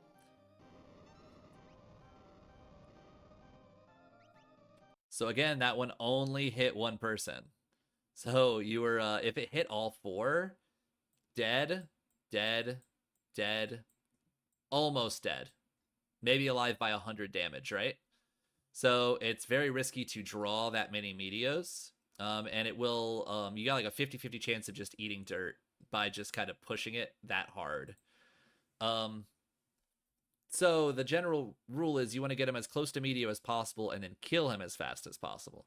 And that could be like, you know, he's at 27,000, right? Maybe you heal up Mog with an elixir, you pop an Ultima, get him up to like 38,000, and then you just end it with Terra. So you might draw a one counterattack, but you kill with Terra immediately because she does enough damage to do so, right? The other thing to keep in mind is that Sleep has an ATB bar. So if you hit him, knock him into counter phase, and he does a Meteo, but his ATB is full, he can do another Meteo. And then you can attack him, and he could do another Meteo, and you could get triple Meteoed. And that's instant death if it hits people, right? So just be very wary of that counter phase. Try and count up to about 29, 28,000. 28,000 safer. 28k. And then devise, how am I going to kill him in at least 2 turns, or 2 attacks? I want to push him into Meteo, and then I want to kill him. And that's it. No more faffing about with counters. So just keep that in mind. It was a dangerous game you played, but it all worked out in the end. He's the trickiest sort of fight, and this is Moogle Cup, so it's a little more forgiving. But when you get to Ultros League, where you're generally going to be lower stats, you're going to be lower level. And, you know, you're going to get there, and you're just going to have less ability to eat that many Meteos that short of a time, and it will kill you more often than not. Even if it doesn't kill you, he's still in a position that when it's his turn again, he can throw more Meteos, and it just becomes a bit of a, it's just a cycle of death that's really hard to come back from. Now, there is a way to get out of it. And I should have mentioned this before, but if he ever goes into Meteo phase and you're not ready for it or you didn't expect it, you can use a Revivify. And what Revivifies do, it heals for 1/8 of the HP of the target. So if you Revivify him, it'll heal him for 5,000. And if you can get him back below that threshold, he will stop countering and he will stop using Meteos. You can recover, get your plan together, execute it, and move right along.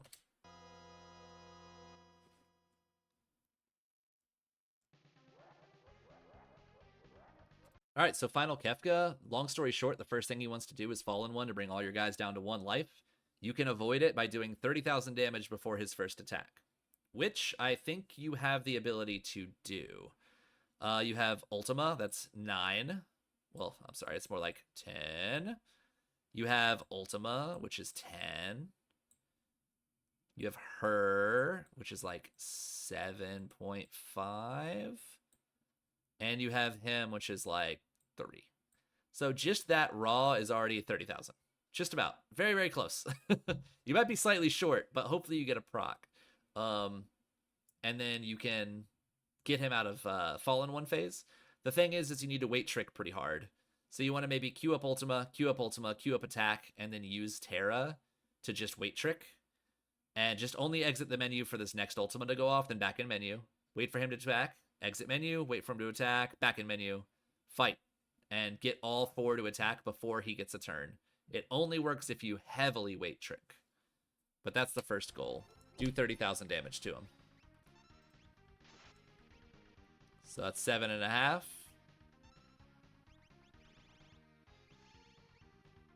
Oh, you want to get in your menu? Okay. That's 17. I think you've stayed out of your menu a little too long. Yeah, it requires really, really tight wait tricking to pull it off. But you have a Mega Elixir, so it's fine.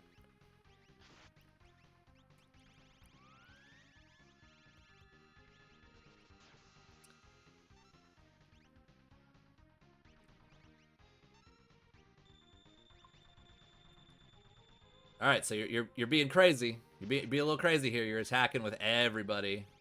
So this is a guy that likes to counter and be generally rude. So over queuing your party can get you killed here pretty bad. So it's better just to let one character act, wait trick, let the character act, wait trick, let the character act, wait trick. That way, you know, if he decides to pull any shenanigans, like doubled up ultimas on his counters at the end, you know, you can at least respond to it in some way. But he was very kind to you. Kefka tier 3 and Kefka tier 4 both allowed it, but the playstyle on those two were very, very risky. Which, again, you can get away with on Moogle Cup, but you'll want to sort of break the risky habits on Kefka for when you get into Ultros League, and the punishment is real when he really decides to go for it. But overall, I can tell you knew exactly what you were doing. You had a plan for each of the tiers. You knew how to deal with it, and you executed really well. So I think you did really good. And a 127.13 is a fantastic time. So really, really good stuff. So let's go over with a little bit of an overview here about the run, like what was good, what needs work, things like that. So some of the good things that I saw on this, your early game was really thought out. You had builds in mind with Terra. So, you know, you put that experience egg on, and you were you knew who it was going on, and you were ready. You saw that Illumina, you had the experience egg, boom, Terra, go, ready to do it. In general, your airship piloting is really good. So I see that, you know, you go where you need to go. You're going off the edge of the map to the other side, so you're looping. You're using strafing, all that stuff, all really good. In general, your ability to go through dungeons, really, really good. So clearly you know how to route the different areas, pretty good.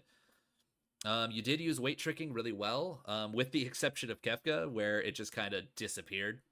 So be mindful of that. That weight tricking is more important on Kefka, arguably, than just about anywhere else in the game. So you don't want to lose it there. You were good most of the time. You were really good at waiting to equip your items or check your espers. So you would sometimes pick up a really good weapon like an Illumina or something else that you might want to equip, but you won't immediately go in your menu. You'll wait till later. It wasn't 100%, but like it's really good habit that you're getting into to just save the stuff that you need to do into one big menu instead of a bunch of small menus. And I did also notice that you do not overloot chests. So, you know, you had a good amount of chests, but once you realized that you had enough offense and you didn't need anything, you just stopped looting, which there's a lot of people who can't do that. It's a really good habit to get into. A few things that I think needs work.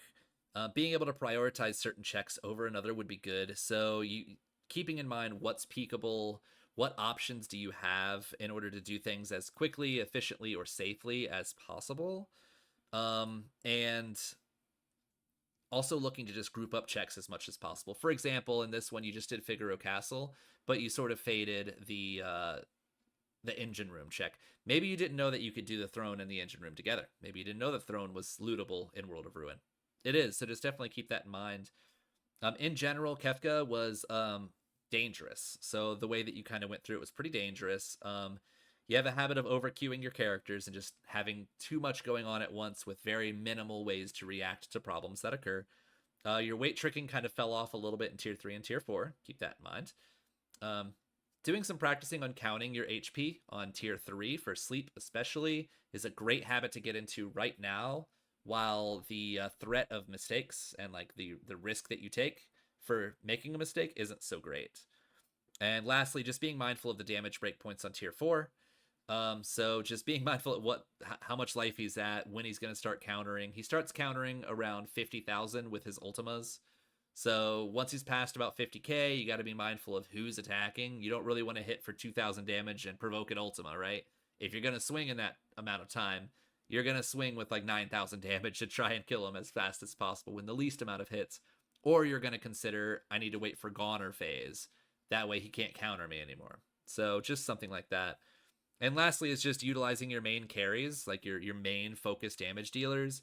So a lot of the time I would see like you would use an Ice 2 or something for 2,500 damage or whatever when you had a Terra chilling for like 7,000 plus procs. So frequently when you have really low offense characters, it's not necessary for them to act. You can just wait for the ATB on your main damage dealer and just use them to their utmost, and typically it's a lot faster and safer because the weak guys can sit around and be ready to heal. They can be ready to use your utility. They can hang around and use your espers, things like that. So it is important to know that not all characters have to act, and your biggest damage dealers should be the stars of the show, and the rest of them can be, you know, guest roles.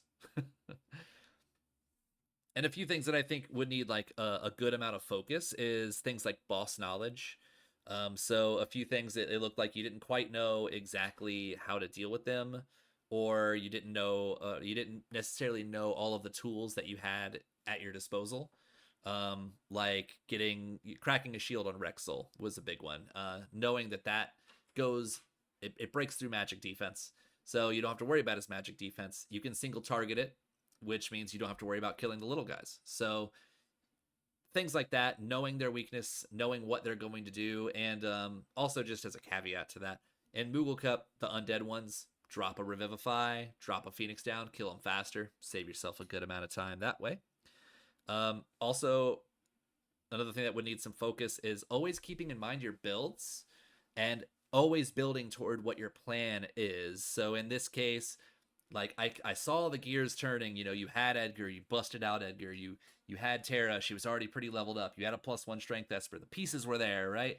But you sort of unequipped the experience egg, forgot to re-equip it, or just didn't re-equip it, didn't consider the other relics that maybe you would need to make Edgar more of a powerhouse, whether that's a gauntlet or an Atlas armlet somewhere, or even just like a hyper wrist is fine. So the hyper wrist and a gauntlet that you might have been able to buy, that works fantastic as well. So just keeping in mind what it is that you're trying to build for, and making sure that that sort of goal is always in your mind. And the last thing, and you knew this was coming because you already told me you knew this was coming, but that's going to be menuing. So that kind of goes hand in hand with what I was talking about above. The previous thing regarding the utilizing relics is, when you're going to go into your menu, hopefully you have thought ahead. I know what I need to do in this menu. All right, I'm on the way to a save point. I'm going to save at this place. So when I get there, I'm going to make sure that this Esper is on this character and this weapon is on this character, and I equip these relics, and then I can heal and I can save and I can go. You can kind of talk to yourself in your head that way, thinking ahead. That way, when you go into your menus, you don't have to be like, oh, crap. What do I need to do? I don't know. This thing over here, I got to look through all my Espers again. And what am I doing? And you kind of get stuck kind of going through every single Esper and going through all your relics. And like, I don't know what I'm trying to do. So a little bit of thinking ahead on exactly what you're planning on doing at that save point is a great way to save a lot of time on your menuing. And really that kind of goes the same way with checks as well. Try and think 1 or 2 checks ahead. That way, I'm going to go to this check, and when I'm done, I'm going here, and then I'm going here. If I get an Esper here, then maybe I go here. If I get a character, maybe I'll rethink it, Just kind of always be thinking ahead by about 1 or 2 steps if you can. But with menuing, that's a huge way to, like, improve it, is just have a goal when you enter your menu and just execute as fast as you can, heal up, save, and you're good to go. But, in general, like, you've never been mentored before. You just kind of been doing your own thing, watching a bunch of videos, taking a bunch of notes, obviously incorporating a lot of skills into your gameplay. And like, I am highly impressed in a lot of the things that I saw in this run. So like, you're doing incredible. And I think just with like some focused practice on some specific aspects of your game, you could be getting sub 80s soon. And just with a few minor tweaks and just a little bit of like focused and like concentrated effort on your weakest points. And like, I expect the next time I see you running some stuff, you're going to be like in Ultras League, dropping sub 90s in Ultras League and sub 80s in Moogle Cup, like without a problem. So, yeah, I mean, your growth has been fantastic. You haven't been playing that long, and it's clear the effort you've put in. So you keep that up, and you're going to be crushing it soon. I know there's a lot of information in this video. There's also a ton of information going to be in the document that I'm going to send you. It's the same thing that I talked about here, but in written format. Hopefully it's really helpful for you. If you have questions, concerns, you need me to elaborate or on anything, send me a DM. It's fine. I don't mind. Shoot it my way. I'm more than happy to answer any questions you might have. And if you need any other mentoring, VOD reviews, anything like that, you know the links. Send them on in. I'll probably have someone else VOD review you so you can get a more well-rounded sort of teaching experience. But do not hesitate to send more stuff in or request live mentoring if you think it's something you'd like to do. We'd love to have you. We love to teach. So with that, I'm going to call it here. ImpEtchewus, it was a pleasure to be the first one to do your first VOD review. I hope it was really helpful for you, and I'm sure I will catch you in one of these races sometime soon. Hope you have a great night, and I'll talk to you later. Peace.